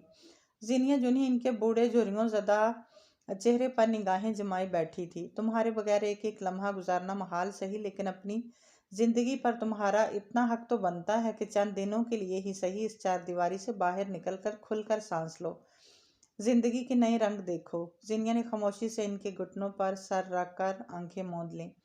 जिंदगी के नए रंग बहुत खुशनुमा सही, लेकिन वो इन आंखों के लिए नाशना रहते तो अच्छा था। शुक्र है बेटा तुम वापस आ गए, वरना ये घर तो बहुत जल्द कबाड़ खाने में बदलने वाला था। जिया चाचा को अपने पहले वाली रूटीन पर ताज़ा पराठा, आमलेट और चाय नाश्ते में मिली तो इनके लहजे में बशाशत सी उतर आई थी। चाची खुशमिजाज पहले भी नहीं थी, लेकिन सर पर पड़ने वाले कामों के बोझ ने मिजाज में मजीद चिड़चिड़ापन और जंजलाहट पैदा कर दी थी। जीनिया ने वापस आकर सब कुछ पहले की तरह संभाल लिया था। उलझे तेवर बिखरे बालों वाली चची ने भी गोया सुख का सांस लिया था। क्या हो रहा है? बर्तन खुश करके तरतीब से रैक में लगाती जीनिया उछल पड़ी थी। डर गई? अकब में खबासत से हंसते हुए सलमान ने जैसे इसकी हालत से खज उठाया था। देखो निकलो यहाँ से, वरना मैं दादा को बुला लूंगी। गैर महसूस अंदाज में इसने कदरे लापरवाही से लिया दुपट्टा ठीक से अपने गिर्द ओढ़ लिया था। हाय ये क्या वाकया, मैं तो डर गया। ये गजब मत करना। डरने की एक्टिंग करते हुए जीनिया की धमकी को खूब एंजॉय किया। वो दादा बेचारे जो खुद उधार की सांसों पर बमुश्किल चल रहे हैं, तुम्हारी एक पुकार पर दौड़े चले आएंगे, है ना? जीनिया के पुकारने की नौबत आने से पहले ही दादा इसके जिन्नाती कहकों की आवाज़ सुनकर अज खुद किचन में चले आए थे। सामने का मंजर देखकर बुरी तरह बिफर गए। चची इस शोर शराबे पर अफ्ता खेजा भागती चली आई थी। आज मैं इसे जिंदा नहीं छोड़ूंगा, अपने हाथों से गोली इसके सीने में उतारूंगा। दादा को बर वक्त अपनी तारीखी बंदूक का ख्याल आया था। चलिए दादा प्लीज़। इनके हचकोले खाते वजूद को जीनिया ने बमुश्किल थाम रखा था। चची ने मजीद स्यापा डाल दिया। बात बनने की बजाय ज़्यादा बिगड़ गई। ज़ियाउल्लाह घर आए तो सामने एक तमाशा इनका मुंतज़िर था। ये खबीस आता ही क्यों है यहाँ? दादा का गुस्सा किसी तौर ठंडा होने में नहीं आ रहा था। दुनिया जहान के भाई अपनी बहनों से मिलने इनके घर जाते हैं। ऐसा कौन सा दुनिया से अनोखा काम कर दिया मेरे भाई ने जो आप यूं आपे से बाहर हो रहे हैं? बहन से मिलने के लिए आए, यहाँ वहाँ के क्यों मुंह मारता फिरता है?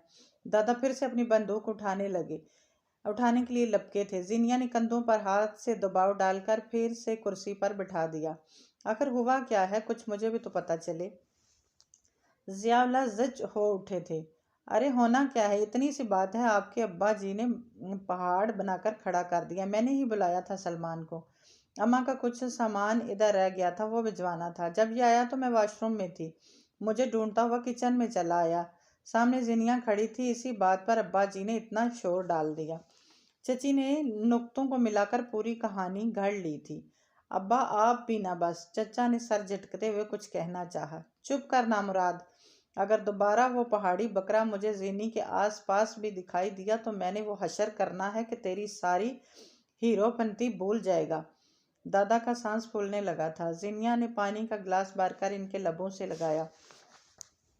آہستہ آہستہ پشت سہلاتی انہیں پرسکون کرنے لگی۔ باہر سیڑھیوں کی اوٹ میں کھڑے سلمان پر فیروزہ چچی دبی آواز میں برس رہی تھی۔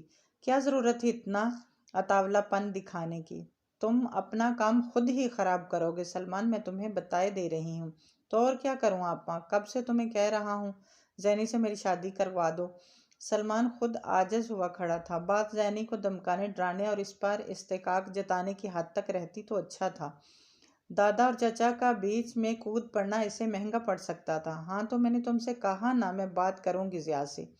زینی کی شادی تم سے ہی ہوگی، لیکن تم مجھے تھوڑا وقت دو۔ ضیاء کو راضی کروں گی تو ہی وہ سرفراز بھائی کو قائل کریں گے، لیکن مجھے لگتا ہے تمہاری یہ حرکتیں سارے کیے کرائے پر پانی پھیر دیں گی۔ کیا کروں آپا، اب صبر نہیں ہوتا قسم سے۔ سلکی بالوں میں ہاتھ پھیرتا وہ اس انداز سے بولا تھا کہ فیروزہ دانت پیس کر رہ گئی۔ انہیں اب جلد ہی ضیاء اللہ سے اس سلسلے میں بات کرنی تھی۔ اگلی صبح وہ مشی اور خانوں کو اچانک سامنے دیکھ کر سب کچھ بھول بھال گئی تھی۔ انہیں ضیاء اللہ کے ساتھ خاندان میں ایک دعوت پر جانا تھا، اس لیے زینیا سے کہا اپنے اور دادا کے لیے شوربے والے انڈے پکا لے، لیکن اب مشی اور خانوں کی وجہ سے انہوں نے دعوت پر جانا کینسل کیا اور مینیو فوراً تبدیل کیا تھا۔ زینیا کچن سے سارا کام نپٹا کر باہر نکلی تو موبائل اٹھا کر سیڑھیوں کی جانب بڑھتا خانوں اسے دیکھ کر ٹھہر گیا تھا۔ ہیلو نیچر بیوٹی، کیسی ہو؟ سیاہ پینٹ پر سفید ٹی شرٹ پہنے وہ بہت فریش لگ رہا تھا۔ وہ عمر میں زینیا سے چھوٹا تھا لیکن قد کاٹ میں کئی گنا بڑا دکھتا۔ اچھی ہوں، زینیا مسکرائی۔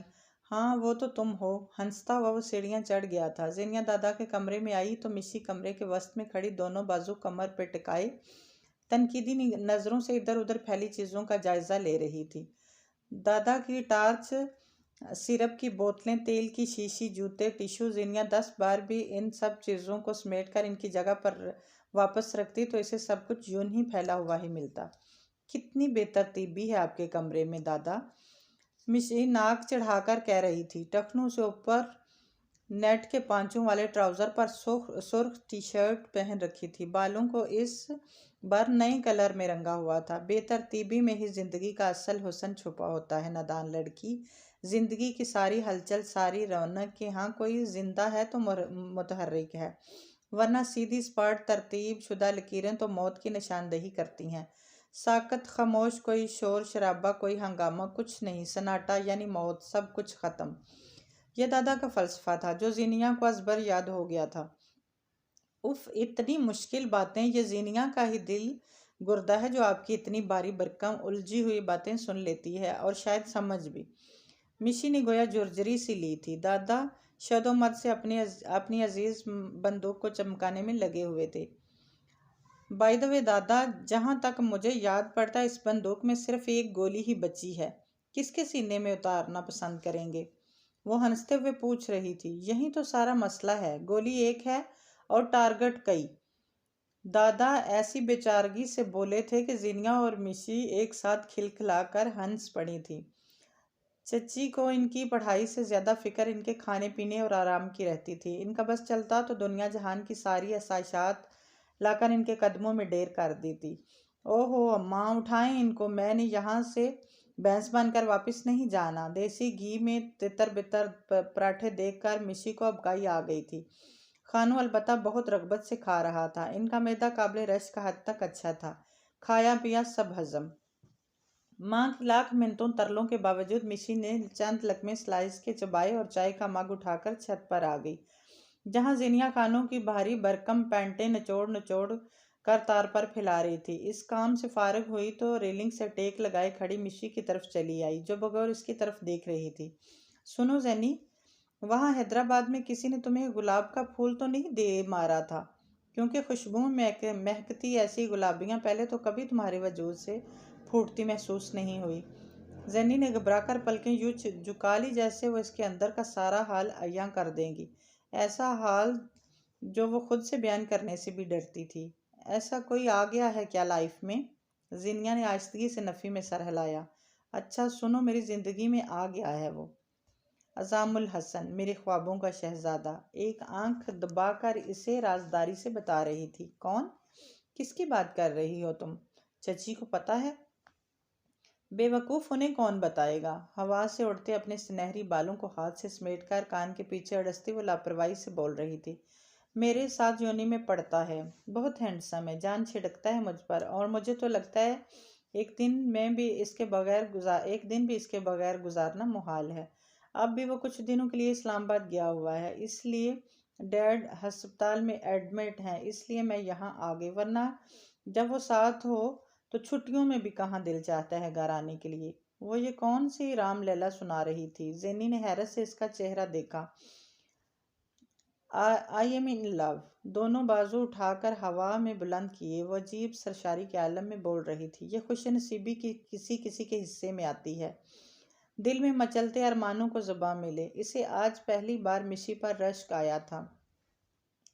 جب تک مشی اور خانو یہاں رہے گھر میں ہلچل سی مچی رہی، گو کہ مشی زیادہ تر اپنے کمرے میں موبائل پر مصروف رہتی اور خانو کی اپنی مصروفیت تھی، لیکن گھر کا ماحول ضرور بدل جاتا۔ چچی کو بتا دو مشی جانے سے پہلے، اس نے مشی سے کہا۔ وقت آنے پر بتا دوں گی، وہ لاپرواہی سے کہتے ہوئے اپنی پیکنگ کر رہی تھی۔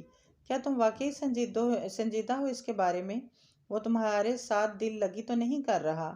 بیگ کی زپ بند کرتے مشی کے ہاتھ تھمے، پھر سیدھا ہوتے ہوئے بولی، تمہیں محبت نہیں ہوئی نا، اس لیے بے خبر ہو کہ دل کی لگی کیسے دل کو لگ جاتی ہے، پھر سامنے والے پر اعتبار کرنے کے علاوہ اور کوئی راہ نہیں بچتی۔ ہاں، اعتبار ہمیشہ اس پر کرنا چاہیے جو اعتبار کے قابل ہو، ورنہ محبت کے نام پر اندھی کھائی میں دھکیلنے والوں کی کوئی کمی نہیں ہے اس جہان کے رنگ و بو میں۔ زینیا نے اسے نہ جانے کیا سمجھانا چاہا، مشی کندھے اچکا کر مسکرا دی تھی۔ اس کے جانے کے بعد پھر سے وہیں اکتاہٹ بھرے دن رات شروع ہو گئے تھے۔ دن اتنا طویل ہو جاتا کہ سارے کام ختم ہو جانے کے بعد بھی ڈلنے کا نام نہ لیتا، اور رات اس پر امتحان بن کر اترتی۔ پھر تم کہاں دل لگا آئی زینیا؟ نہ وصل کی کوئی امید، نہ قرب کی چند ساعتیں دسترس میں۔ اسے اپنی بے بسی پر رونا آ جاتا۔ دادا کال پر بات کر رہے تھے، آواز باہر تک سنائی دے رہی تھی۔ میں جانتا تھا تیرا جواب یہی ہوگا، لیکن پھر بھی نہ جانے کیوں ہر بار تجھ سے امید باندھ بیٹھتا ہوں۔ بڈھا ہو گیا ہوں نا، سٹھیایا ہوا۔ ان کے منہ سے مارے غصے کے جاگ نکل رہا تھا۔ زینیا نے اس کے ہاتھ سے موبائل لکھ کر کال کاٹ دی۔ انہیں ان کے حال پر کیوں نہیں چھوڑ دیتے آپ؟ ان کی مجبوری بھی تو سمجھے، وہاں ان کا بزنس ہے، گھر بار ہے، بیوی بچے ہیں، وہ سب کچھ چھوڑ کر کیسے آ سکتے ہیں؟ تیل کی بوتل اٹھا کر وہ آہستہ سے ان کے بالوں میں مالش کرنے لگی تھی۔ اور تم کچھ نہیں لگتی اس کی، دادا بڑکے۔ میرے پاس آپ جو ہیں، آپ کے ہوتے ہوئے مجھے کسی اور کی ضرورت نہیں، سگے باپ کی بھی نہیں۔ اس کا لہجہ نپا تلا ضرور تھا، لیکن اس نے قابو پا لیا۔ ڈرامہ ہے سب۔ دادا نے اس کے ہاتھ جھٹکنے چاہے، لیکن وہ اسی طرح نرمی سے اپنی انگلیوں کے پوروں سے ان کا مساج کرتی رہی۔ ہم کتنے عجیب لوگ ہیں نا دادا، ڈرامہ دیکھ کر روتے ہیں، اور جب اصل میں کسی کے ساتھ ہو رہا ہو تو کہتے ہیں ڈرامہ ہے یہ سب۔ دادا نے اس کے دونوں ہاتھ تھام کے اسے اپنے سامنے لا کھڑا کیا۔ میرے لیے نہ سہی، تمہارے لیے آ جاتا۔ کیسا بے چارگی بڑا شکوہ تھا۔ اور زینیا سوچتی، کاش آپ کے لیے ہی ایک بار آ جاتے دادا۔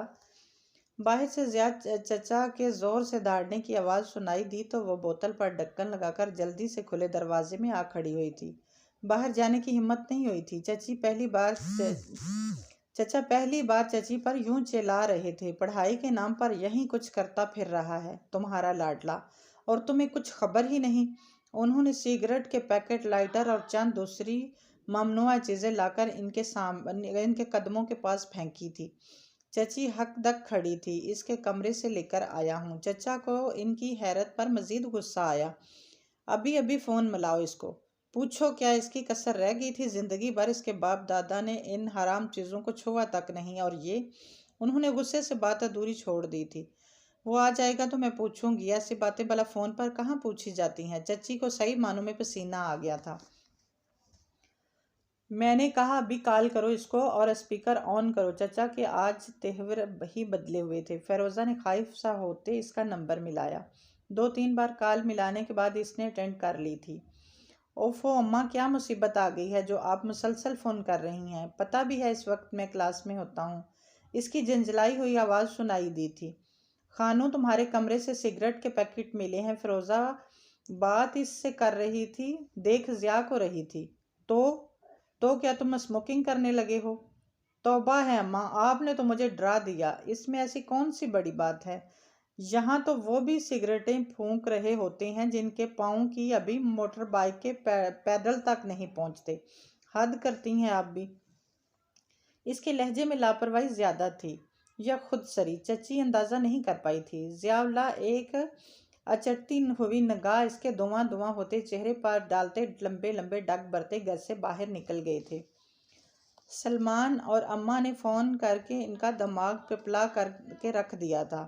ضیاء اللہ کے موڈ کے پیش نظر انہوں نے ان دونوں کو فی الحال اپنے گھر آنے سے روک دیا تھا، لیکن سلمان کا عطاولہ پن انہیں شدت سے احساس دلانے لگا کہ اگر اس سلسلے میں مزید دیر کی تو وہ کچھ الٹا سیدھا کر بیٹھے گا۔ ضیاء، آپ پریشان نہ ہوں، ہمارا خانو ابھی بچہ ہے، نادان ہے، یہاں آئے گا تو میں اسے سمجھاؤں گی، آپ پلیز ٹینشن مت لیں۔ رات کو وہ ان کے قریب بیٹھی ان کے ہاتھ پر اپنا ہاتھ رکھے نرمی سے بہت محتاط لہجے میں بول رہی تھی۔ ضیاء اللہ نے گہری سانس بھر کر انہیں دیکھا۔ وہ ہولے سے اس بات میں سر ہلا کر مسکرا دی۔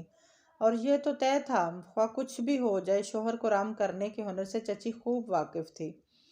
مزید چند دن گزرنے کے بعد اسی محتاط نپے تلے نرم لہجے میں انہوں نے زینیا کی شادی کا ذکر چھیڑ دیا۔ سرفراز بھائی ہم پر بھروسہ کرتے ہیں۔ یقیناً ان کے دل میں یہ خیال ہوگا کہ ہم نے زینی کو پالا پوسا، اب اس کی شادی کے بارے میں بھی سوچ رکھا ہوگا۔ ہمیں انہیں مایوس نہیں کرنا چاہیے۔ ویسے بھی اب زینی کی شادی کی عمر ہو چکی ہے۔ پرائی اولاد، اوپر سے لڑکی ذات، خدا نخواستہ کوئی اونچ نیچ ہو گئی تو ہمارے زندگی بھر کے کیے کرائے پر پانی پھر جائے گا۔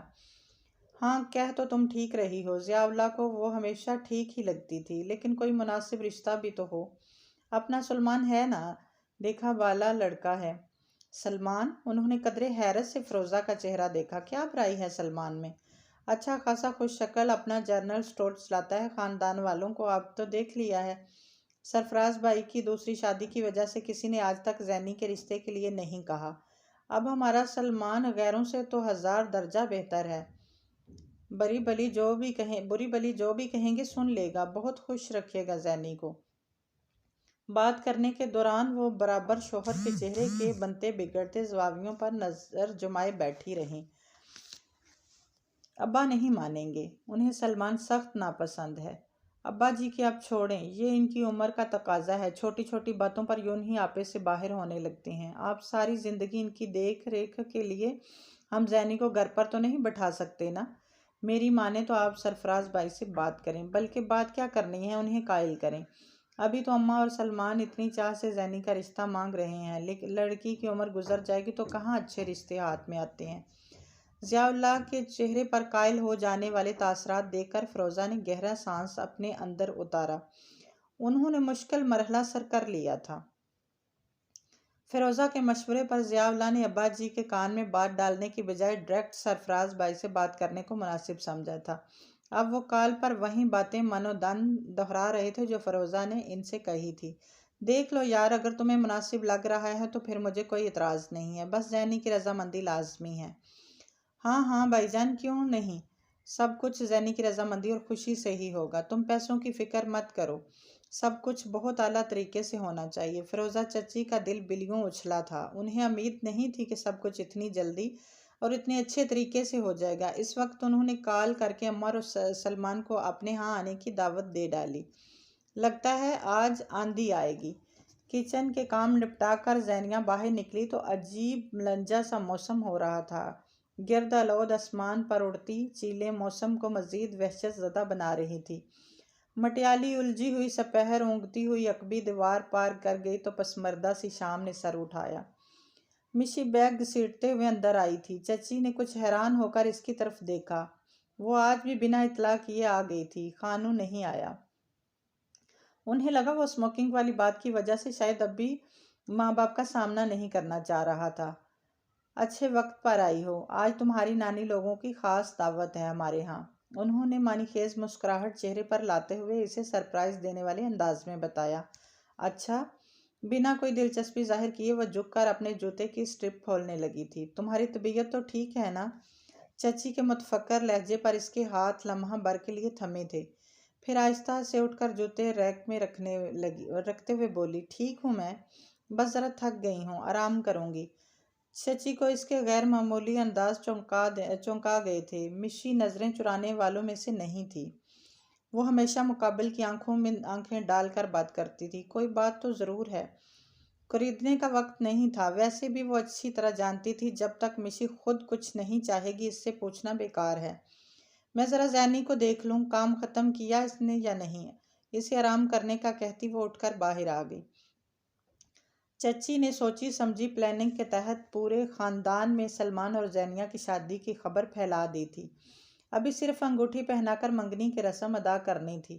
اگلے ماہ نکاح اور رخصتی کا فیصلہ کیا گیا۔ سلمان منگنی کی بجائے ڈائریکٹ نکاح اور رخصتی پر زور دے رہا تھا، وہ ایک ماہ بھی انتظار کرنے کے حق میں نہیں تھا۔ آپا کی بات ماننا مجبوری تھی، ورنہ اپنی ہر چھوٹی بڑی خواہش کی راہ میں آنے والی ہر رکاوٹ کو ٹھوکروں کی زد میں رکھنے کا قائل تھا۔ اور یہ تو پھر زینیہ تھی جس کی معصوم ہرنی جیسی آنکھوں میں پھیلا ہراس اسے دیوانہ کر گیا تھا۔ آج اس کی تیاری اور اعتماد دیکھنے لائق تھا۔ نیلے شوخ رنگ کی شرٹ پر مالٹا رنگ کی فینسی جیکٹ پہن رکھی تھی، سیاہ چشمہ سر پر ٹکائے ٹانگ پر ٹانگ چڑھائے بیٹھا تھا۔ ارے زینی میٹھا لے آؤ بھائی۔ کھانے کے بعد وہ برتن سمیٹ کر کچن صاف کر رہی تھی جب چچی کی کھنکتی ہوئی آواز سنائی دی۔ اس نے فریج سے کھیر کا باؤل نکالا اور لانچ میں چلی آئی۔ تم کہاں جا رہی ہو؟ ادھر آؤ، میرے پاس بیٹھو۔ فریدہ بیگم نے پیار سے اس کا ہاتھ تھام کر اپنے پاس صوفے پر بٹھا لیا تھا۔ دوسری جانب سلمان بیٹھا تھا۔ پہلے رسم کر لیتے ہیں پھر منہ میٹھا کریں گے۔ چچی کا لہجہ آج شہد ٹپکا رہا تھا۔ ہاں بھائی، تو اجازت ہے۔ مخملی کیس کھولے انگوٹھی نکال کر فریدہ بیگم نے اجازت طلب نظروں سے ضیاء اللہ کی طرف دیکھا تو انہوں نے مسکراتے ہوئے اس بات میں سر ہلایا۔ چچی نے ایک نظر زینی کے فک چہرے پر ڈالی اور ماں سے مخاطب ہو کر کہا، بسم اللہ کریں اماں۔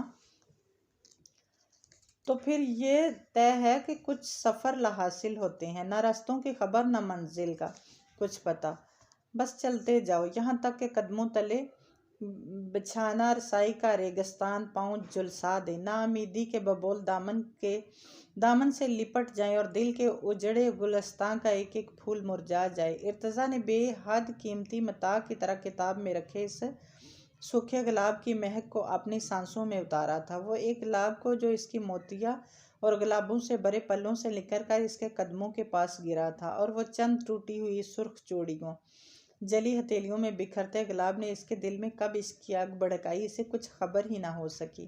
احساس تو تب ہوا جب دل نے دیدہ دلیری سے اس کی ڈری سہمی خوفزدہ لڑکی سے محبت کا اعتراف کیا، اس کی خوفزدہ آنکھوں میں جھانکا۔ وہ ایک لمحہ صدیوں پر بھاری پڑ گیا تھا، وہ جو آئی اور چلی گئی، اپنے ساتھ اس کی سب سے قیمتی متاع اس کا دل لے گئی۔ اور میں ارتضیٰ حیدر، جس کے نام سے ہی بڑے بڑے مجرم کانپنے لگتے ہیں، اس نازک سی لڑکی کے محبت میں گرفتار ہو بیٹھا۔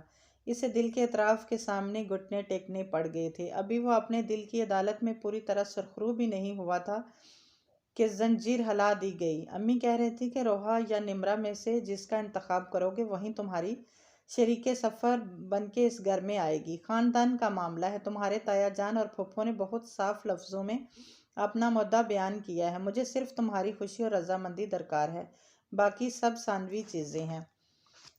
کوئی اور موقع ہوتا تو وہ ایک لمحہ ضائع کیے بنا زینیہ کا نام لے لیتا، لیکن کل ہی تو اس نے سنا تھا امی سمن کو فون پر بتا رہی تھی زینیہ کی سلمان سے شادی ہو رہی ہے۔ بے بسی کی انتہا تھی جس کو اس نے زندگی میں پہلی بار چھوا تھا۔ ایک منٹ، کیسی رسم؟ کیا ہو رہا ہے یہاں پر؟ نیوز بلیٹن سننے کی غرض سے لاؤنج میں بیٹھے دادا ٹھٹکے۔ زینیہ کی سلمان کے ساتھ منگنی کی رسم؟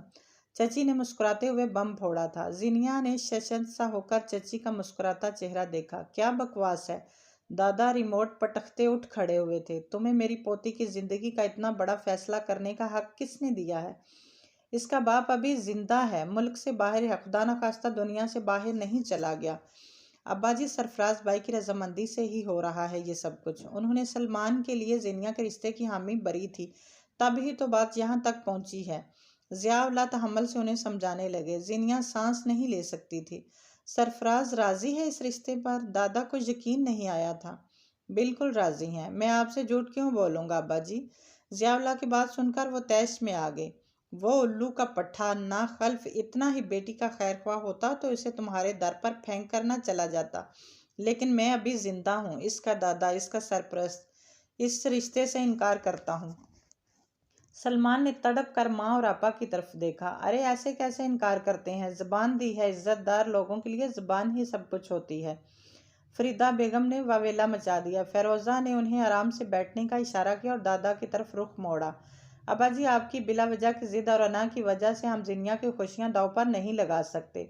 बात सारे ख़ानदान में फैल चुकी है। क्यों लोगों को हंसने का मौका दे रहे हैं? पहले ही लोगों ने सरफराज भाई की दूसरी शादी की वजह से राई के कई पहाड़ खड़े कर लिए हैं। अब मज़ीद जग हंसाई की हिम्मत नहीं है हमारे अंदर। दादा ने बहुत तहम्मुल से इनकी सारी जज्बाती तकरीर सुनी और सुकून से उंगली उठाकर बोले, बात सुनो तुम। ये सलमान अगर दुनिया का आखिरी मर्द भी होता तब भी मैं अपनी जैनी का हाथ इसके हाथ में ना देता। उन्होंने सफ़ेद पड़ता चेहरा लिए जैनी का यख ठंडा हाथ थामा और बाहर निकलने से पहले मुड़कर कहा, अगर इसकी जगह तुम्हारी अपनी बेटी होती तो क्या तुम इसका हाथ इस शख्स के हाथ में दे देती? उन्होंने सवाल नहीं किया था, फिरोज़ा चची के मुंह पर चाबक दे मारा था। सलमान की आवारा गर्दियों और लोफराना तबीयत से सारा ख़ानदान वाकिफ था। सलमान ने वो हंगामा किया कि फ़िरोज़ा चची ने आखिर में माँ के आगे हाथ जोड़ दिए। इसको अभी यहाँ से ले जाओ अम्मा, खुदा के लिए, मैं अपनी बेइज्जती का बदला ज़रूर लूँगी। आपा, तुम देखना, इस बुढ़े के सामने इसकी पोती को उठा कर ले जाऊँगा। भाड़ में गई मंगनी निकाह। वो गुस्से से बिफरा हुआ था। मैं अपनी तितली के खुशनुमा परों से रंग उतार कर अपनी पोरों को रंगीन भी नहीं किया था। वो उड़ गई, बल्कि उड़ा दी गई। इसने हथेली का मुक्का बनाकर दीवार पर दे मारा था। वो इतना ही जुनूनी था। फरीदा बेगम बमुश्किल इसे बहला फुसला कर ले गई थी। तुमने जैनी से इसकी रजामंदी नहीं पूछी थी? गुस्से से चक्कर काटते ज़ियाउल्लाह ने फ़िरोज़ा चची को घूरा। वो खामोश बैठी थी। लड़की ज़ात की खामोशी का और क्या मतलब होता है ज़िया साहब? चची तड़क कर बोली थी। ये तो आपके अब्बा में जिन्होंने मेरी हर बात की मुखालफत करना अपना फ़र्ज समझ रखा है। चची ने दोनों हाथों में सर थाम रखा था। दादा कमरे में आकर जैनी पर बरस पड़े थे। गूंगे का गड़ा गुड़ खाकर बैठी हुई थी। मैं ना बोलता तो तुम चुपचाप अंगूठी पहन लेती। ज़ेनिया ने सर झुका ऊपर उठाया, इनकी तरफ देखा। मुझे यकीन था आप ज़रूर बोलेंगे दादा। और दादा किसी टूटी हुई शाख की तरह बेदम होकर बिस्तर पर गिर गए। डूबते को तिनके का सहारा सुना है कभी? इसने सर हिलाते हुए इसका ज़ईफ हाथ थामा। डूबते को सिर्फ सहारा चाहिए होता है, चाहे वो शहतीर का हो या तिनके का। दादा ने इसका सुर्ख पड़ता चेहरा देखा। क्या कोई है ऐसा जिस पर मेरे बाद तुम एतबार कर सको, जो तुम्हें ज़माने की सर्दो गर्म से बचा के अपनी मजबूत पनाह में रखे ताउम्र? यह क्या पूछ लिया दादा ने? इसने अपनी निगाह झुका ली थी। लब कपकपाए थे। एक लम्हा में जैसे दिल की बस्ती तहबाला होकर रह गई थी। वो दादा को क्या बताती कि हाँ, है ऐसा शख्स जिस पर आंखें बंद करके इतबार करने को दिल चाहता है, जिसके लम्हा भर के लम्स ने इसके दिल को तवां को इतनी शिद्दत से हिलाया था कि वह आज तक काबू में नहीं आ सका। हाँ, था एक ऐसा शख्स जो ज़ेनिया सरफराज के दिल तक दस्तक देते पता ही नहीं चला था। जैनी दादा इसकी तरफ देख रहे थे, बहुत गौर से, बहुत मोहब्बत से। इसने आहिस्ता से नफ़ी में सर हिलाया। दादा ने गहरी सांस अपने अंदर उतारी। तो फिर मुझ पर यकीन रखो, मैं तुम्हारे बारे में कोई गलत फैसला नहीं करूँगा। इसने इनके लरजते हाथों पर अपना रुखसार टिका दिया। अगर इसकी जगह पर तुम्हारी अपनी बेटी होती तो क्या तुम ऐसे शख्स के हाथ में इसका हाथ दे देती? चाबक इतनी जोर से इनके चेहरे पर मारा गया था कि तकलीफ कम होने की बजाय मजीद बढ़ गई थी। उन्होंने मिशी का कमलाया हुआ चेहरा देखा। वो अभी भी उल्टी करके निडाल सी बैठी थी। चची का माथा ठनका। वो जब से आई थी कमरे में बंद थी, खाना भी बराए नाम ही खाती थी। तुम ठीक हो? माँ के सवाल पर गैर महसूस अंदाज में दुपट्टा अपने गिर्द लपेटती पेशानी पर पसीने की नन्ही मुन्नी बूंदें नमदार हो रही थी। उलझे रुखे बालों को हाथ से समेट कर पोनी में बांध रखा था, आंखों के नीचे हल्के। ये वो मिशी तो नहीं थी? दाएं बाएं दोनों तरफ हाथों से बेड के नरम गद्दे पर दबाव डालकर बैठी वो अपनी नाहमवार सांसें दुरुस्त कर रही थी। फरोजा का दिल यकबार बहुत जोर से धड़का था। उन्हें शिद्दत से कुछ गलत होने का एहसास हुआ था। मिशी, एक सरसराती हुई आवाज इनके लबों से निकली थी और कब से खुद पर जब्त बांधे मिशी दोनों हाथों में चेहरा छुपाए फूट फूट कर रो दी। मुझे माफ़ कर दें अम्मा, मुझसे बहुत बड़ी गलती हो गई। मैं बहक गई थी, भटक गई थी, मुझे माफ़ कर दें। वो फटी फटी आंखों से इसे कुरलाता देखती रही। इसने कहा था वो मुझसे मोहब्बत करता है, मुझसे शादी करेगा। इसने अपना वक्त रंगीन करने के लिए मेरे चेहरे पर स्याही उंडेल दी। इसने रात की तारीकी ने मेरे वजूद को दागदार कर दिया है। अब वो कहता है मेरे घर वाले नहीं मान रहे हैं, वो मेरा फ़ोन नहीं उठाता। मैं इसका क्या करूं अम्मा? ये अजियत, ये गुनाह का एहसास मुझे मार डालेगा। वो रो रही थी, तड़प रही थी और फ़िरोज़ा को लगा वो अगला सांस नहीं ले सकेगी। ये क्या कर दिया मैंने? हाँ, सारा किया दरा मेरा है। तुमने तो सिर्फ काटा है, बोया तो मैंने था। दूसरों की औलाद की राह में कांटे बिछाते बिछाते अपनी औलाद की उंगलियां संगसार कर बैठी। ये क्या कर दिया मैंने, ये क्या कर दिया? फिरोज़ा ज़मीन पर बैठती चली गई। दरवाजे पर होने वाली दस्तक की आवाज़ बहुत अजनबी सी मालूम हुई थी। चिड़ियों के लिए मुट्ठी भर बाजरा फैलाती ज़ीनिया ने आगे बढ़कर दरवाज़ा खोलना चाहा, लेकिन इससे पहले ही ज़िया-उल्लाह ने पूरा दरवाज़ा खोल दिया था। भाईजान, ज़ीनिया के हाथ से बाजरे की बड़ी कटोरी गिर गई थी। शोर की आवाज़ पर बाजरा चुगती चिड़ियाँ फिर से उड़ गई थी। अब्बा जी, देखें तो कौन आया है? सरफराज साहब से बगलगीर होते वो पुरजोश आवाज़ में दादा को आवाज़ें देने लगे। दादा कमरे से बाहर निकल आए थे, लम्हा भर को जैसे पत्थर हुए। मैं नहीं जानता इसे, कपकपाती आवाज़ में बोलते हुए वो रुख मोड़ गए थे। सरफराज ने तड़प कर इनके कदमों में अपने दोनों हाथ रख दिए। अपना जूता उठाकर मेरे सर पर दे मारें, लेकिन ऐसा मत कहें अब्बा। वो लंबा चौड़ा मर्द बाप के कदमों में बैठा रो पड़ा था।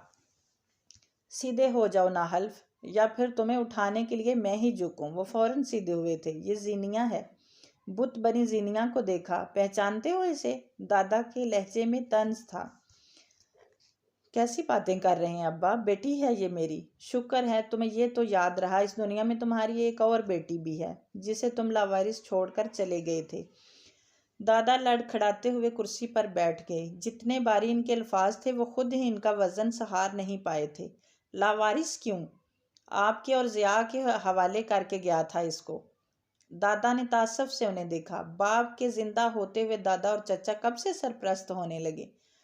सरफराज ने नदामत से सर झुका लिया था। दादा कह रहे थे तुम कोई बकरी या बिल्ली का बच्चा हमारे पास नहीं छोड़ कर गए थे, जिसे हमने सिर्फ पाल पोस कर बड़ा करना था। जीती जागती इंसान अपनी औलाद, अपने वजूद का हिस्सा यहाँ छोड़ कर गए थे और फिर इससे गाफिल हो गए। माँ मर जाए तो क्या बाप भी जिंदा ही मर जाता है? जीनिया गटी गटी आवाज में रोने लगी थी। कभी जानने की कोशिश नहीं की कि मेरी भिजवाए गए पैसों से इसकी सारी ज़रूरियात तो पूरी हो जाती होंगी, लेकिन ख्वाहिशात, क्या वो भी? हर क्लास में पोजीशन लेने वाली ने मेरा पढ़ाई में दिल नहीं लगता कहकर कॉलेज छोड़ दिया तो इसको सच मान बैठे। चची ने अपनी मर्जी से रिश्ता तय कर दिया। चचा ने निकाह की तारीख दे दी और बाप का फ़र्ज़ पैसे भिजवाकर शादी का खर्चा उठाना था। बस लरजते कपकपाते लहजे में बरसों का गुबार बह निकला था। मिशी सरसों का फूल बनी दरवाजे की चौखट पर आ खड़ी हुई थी। फिरोज़ा निगाह नहीं चुरा पाई थी। अपने अमाल आईना बनकर सामने आ खड़े हुए तो नज़रें चुराने से हकीकत तो नहीं बदल जाती। मिशी से निगाह हटाकर रोती हुई जिनिया को देखा। आज तक कोई शिकवा इसके लबों की दहलीज को नहीं छू सका, लेकिन इस बहते आंसुओं पर इसका इख्तियार नहीं था। खुद पर इतना हक तो रखती थी ज़ैनी। وہ آہستہ سے چھوٹے چھوٹے قدم اٹھاتی زینیہ اور سرفراز کے درمیان آ کر ٹھہر گئی تھی۔ مجھے معاف کر دیں سرفراز بھائی، آپ کے ہیرے کی قدر نہیں کر سکی، اپنے کولوں کو ہی چمکانے میں لگی رہی۔ زینیہ کے رونے میں اور شدت آ گئی۔ چچی نے اس کے آگے ہاتھ جوڑ دیے تھے۔ تم نے ٹھیک کہا تھا زینی، اعتبار صرف اس پر کرنا چاہیے جو اعتبار کے لائق ہو، ورنہ اس جہان میں رنگ و بو میں محبت کے نام پر جھانسا دے کر اندھی کھائی میں دھکیلنے والوں کی کمی نہیں ہے۔ بدرو بن کر بھٹکتی مشی پر اسے زندگی میں پہلی بار ترس آیا تھا، بہت ٹوٹ کر۔ اور زینی جو کہتی تھی میرے پاس دادا ہیں، مجھے اور کسی کی ضرورت نہیں، آج اپنے باپ کے سینے سے لگی تو احساس ہوا مضبوط شفیق پناہ میں آنا کیسا ہوتا ہے۔ اس کے سینے سے لگی وہ آنکھیں بند کیے اس احساس کو اپنی رگ و پے میں اترتا محسوس کرتی رہی۔ ایسا نہیں تھا کہ صوفیہ نے مجھے کبھی پاکستان نہ جانے کی قسم دے رکھی تھی، یا پھر نور العین اور آئمہ میری راہ میں رکاوٹ تھے۔ بس مجھے لگا تم اپنوں کے درمیان ہو۔ ہر ماہ رقم بیچ کر میں نے خود کو تمہاری ذمہ داری سے عہدہ بر سمجھ لیا تھا، لیکن میں غلط تھا۔ بیٹیوں کے باپ کو اتنا بے حس اور لاپرواہ نہیں ہونا چاہیے جتنا میں ہو گیا تھا۔ زینیہ کے آنسو ان کی شرٹ بھگونے لگے تھے۔ کیا میں اپنی وجہ سے بہائے جانے والے یہ آخری آنسو سمجھوں؟ اس کے ماتھے پر بوسہ دیتے ہوئے وہ پوچھ رہے تھے۔ زینی بیگی آنکھوں سے ہولے سے ہنس دی۔ اس رات اسے بہت سکون کی نیند آئی تھی، نہ جانے وہ کتنی دیر سوتی رہی۔ سورج کی تیز شعاؤں نے بند کھڑکی کے شیشے پر دستک دی تو وہ ہڑبڑا کے اٹھی تھی۔ چپل پاؤں میں اڑستی وہ کچن کی طرف بھاگی۔ کچن کے کھلے دروازے پر قدم جمے تھے۔ آج کا دن بہت مختلف تھا۔ چچی نے دونوں چولہوں پر دیگچے چڑھا رکھے تھے۔ ہٹے چچی، یہ میں کر لیتی ہوں، وہ آگے بڑھ کر آئی تھی۔ تم ہی تو کرتی رہی ہو زندگی بھر۔ چچی اس کی طرف دیکھ کر ازردگی سے مسکرائی۔ یہ صرف ایک مسکراہٹ نہیں تھی۔ زینی نے گہری سانس اپنے اندر اتاری۔ آج کوئی دعوت ہے؟ ہاں، دعوت ہی سمجھو، ابا جی کے بہت خاص مہمان آئے ہوئے ہیں، رات کو دیر سے پہنچے تھے، تب تک تم سو چکی تھی، میں آئی تھی تمہارے پاس پوچھنے کے لیے۔ کیا پوچھنے کے لیے؟ وہ ٹھٹکی۔ ابا جی نے تمہارا نکاح طے کر دیا ہے، وہ لوگ اسی سلسلے میں آئے ہیں، آج ظہر کی نماز کے بعد نکاح ہے۔ اس کے کان سائیں سائیں کرنے لگے تھے۔ پوچھو گی نہیں کون ہے وہ؟ کوئی اور وقت ہوتا تو چچی کا یہ بدرہ روپ، اس لہجہ اور الفاظ اسے جوش و خروش حیرت کے سمندر میں ڈبو دیتے، لیکن اس وقت بولی بھی تو صرف یہیں۔ کیا فرق پڑتا ہے؟ تم فریش ہو کر تیار ہو جاؤ۔ چچی اب پھرتی سے سلاد کاٹ رہی تھی۔ وہ مرے مرے قدم اٹھاتی اپنے کمرے میں آ گئی۔ آج وہ شخص شدت سے یاد آیا تھا جسے بھول جانے کی دعا وہ شدت سے مانگتی تھی۔ دادا نے کہا تھا وہ ان پر یقین رکھے، وہ اس کے بارے میں کبھی کوئی غلط فیصلہ نہیں کریں گے۔ وہ دادا کے یقین کو ٹوٹنے نہیں دینا چاہتی تھی۔ اس نے نہا کر کپڑے بدلے، بال بھی بنائے، سنگار کرنے کو اس کا دل نہیں چاہا تھا۔ اب دل کی وہ اتنی تو مان ہی سکتی تھی۔ اس کا بلاوا آیا تو وہ بنا کسی کی طرف دیکھے خاموشی سے دادا کے ساتھ صوفے پر نظریں جھکا کر بیٹھ گئی۔ مانوس سے کلون کی مہک ایک بار پھر چاروں اور مہکتی اس کے حواسوں پر چھانے لگی تھی۔ اس نے اپنی آنکھیں بند کر کے خود پر قابو پانے کی کوشش کی۔ وہ اس کے خیال کو جھٹک نہیں پا رہی تھی۔ جب نکاح خواں تیسری بار اس کا نام دہرا رہا تھا، ارتضیٰ حیدر بن حیدر جلال، اس نے ایک جھٹکے سے اپنا سر جھکا کر اوپر اٹھایا۔ بالکل سامنے چچی کے ساتھ بیٹھی سمن ابرو اچکا کر مسکرائی۔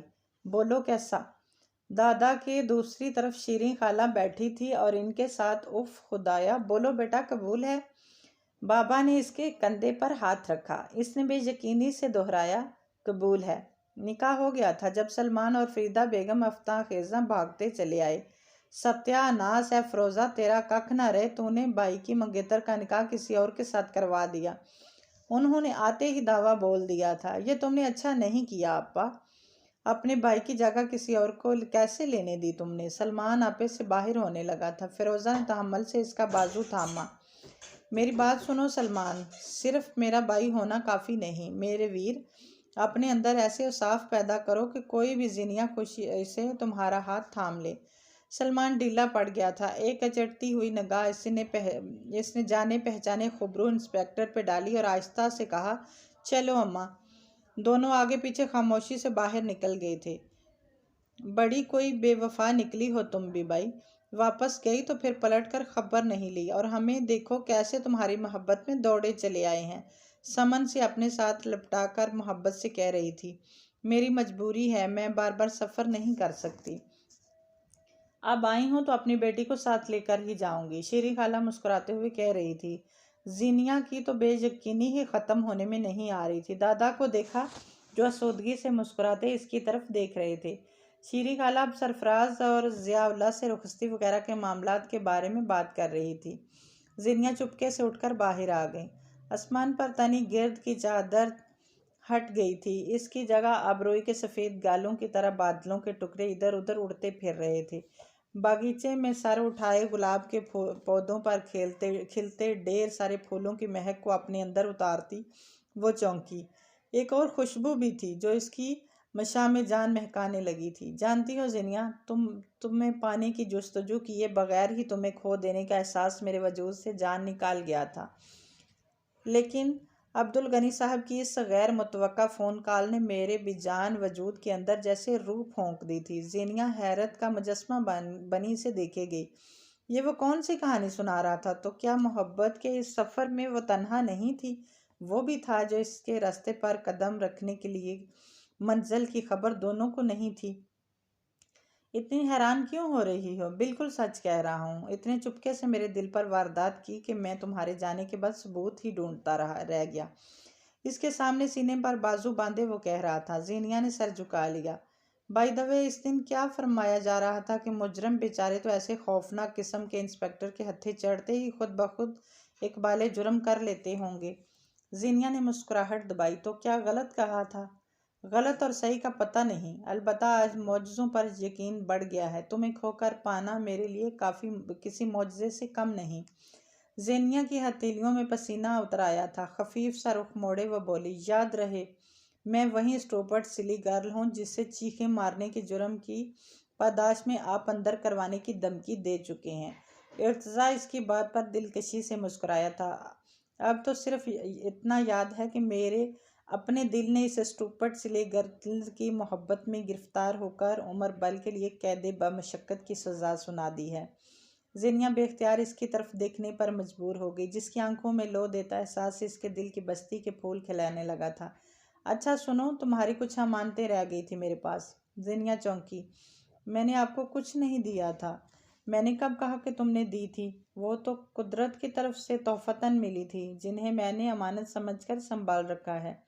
टहनी से गुलाब तोड़कर इसकी तरफ बढ़ाता वो गैम्बियर लहजे में बोल रहा था। जीनिया ने मुस्कुराते हुए गुलाब थाम लिया था।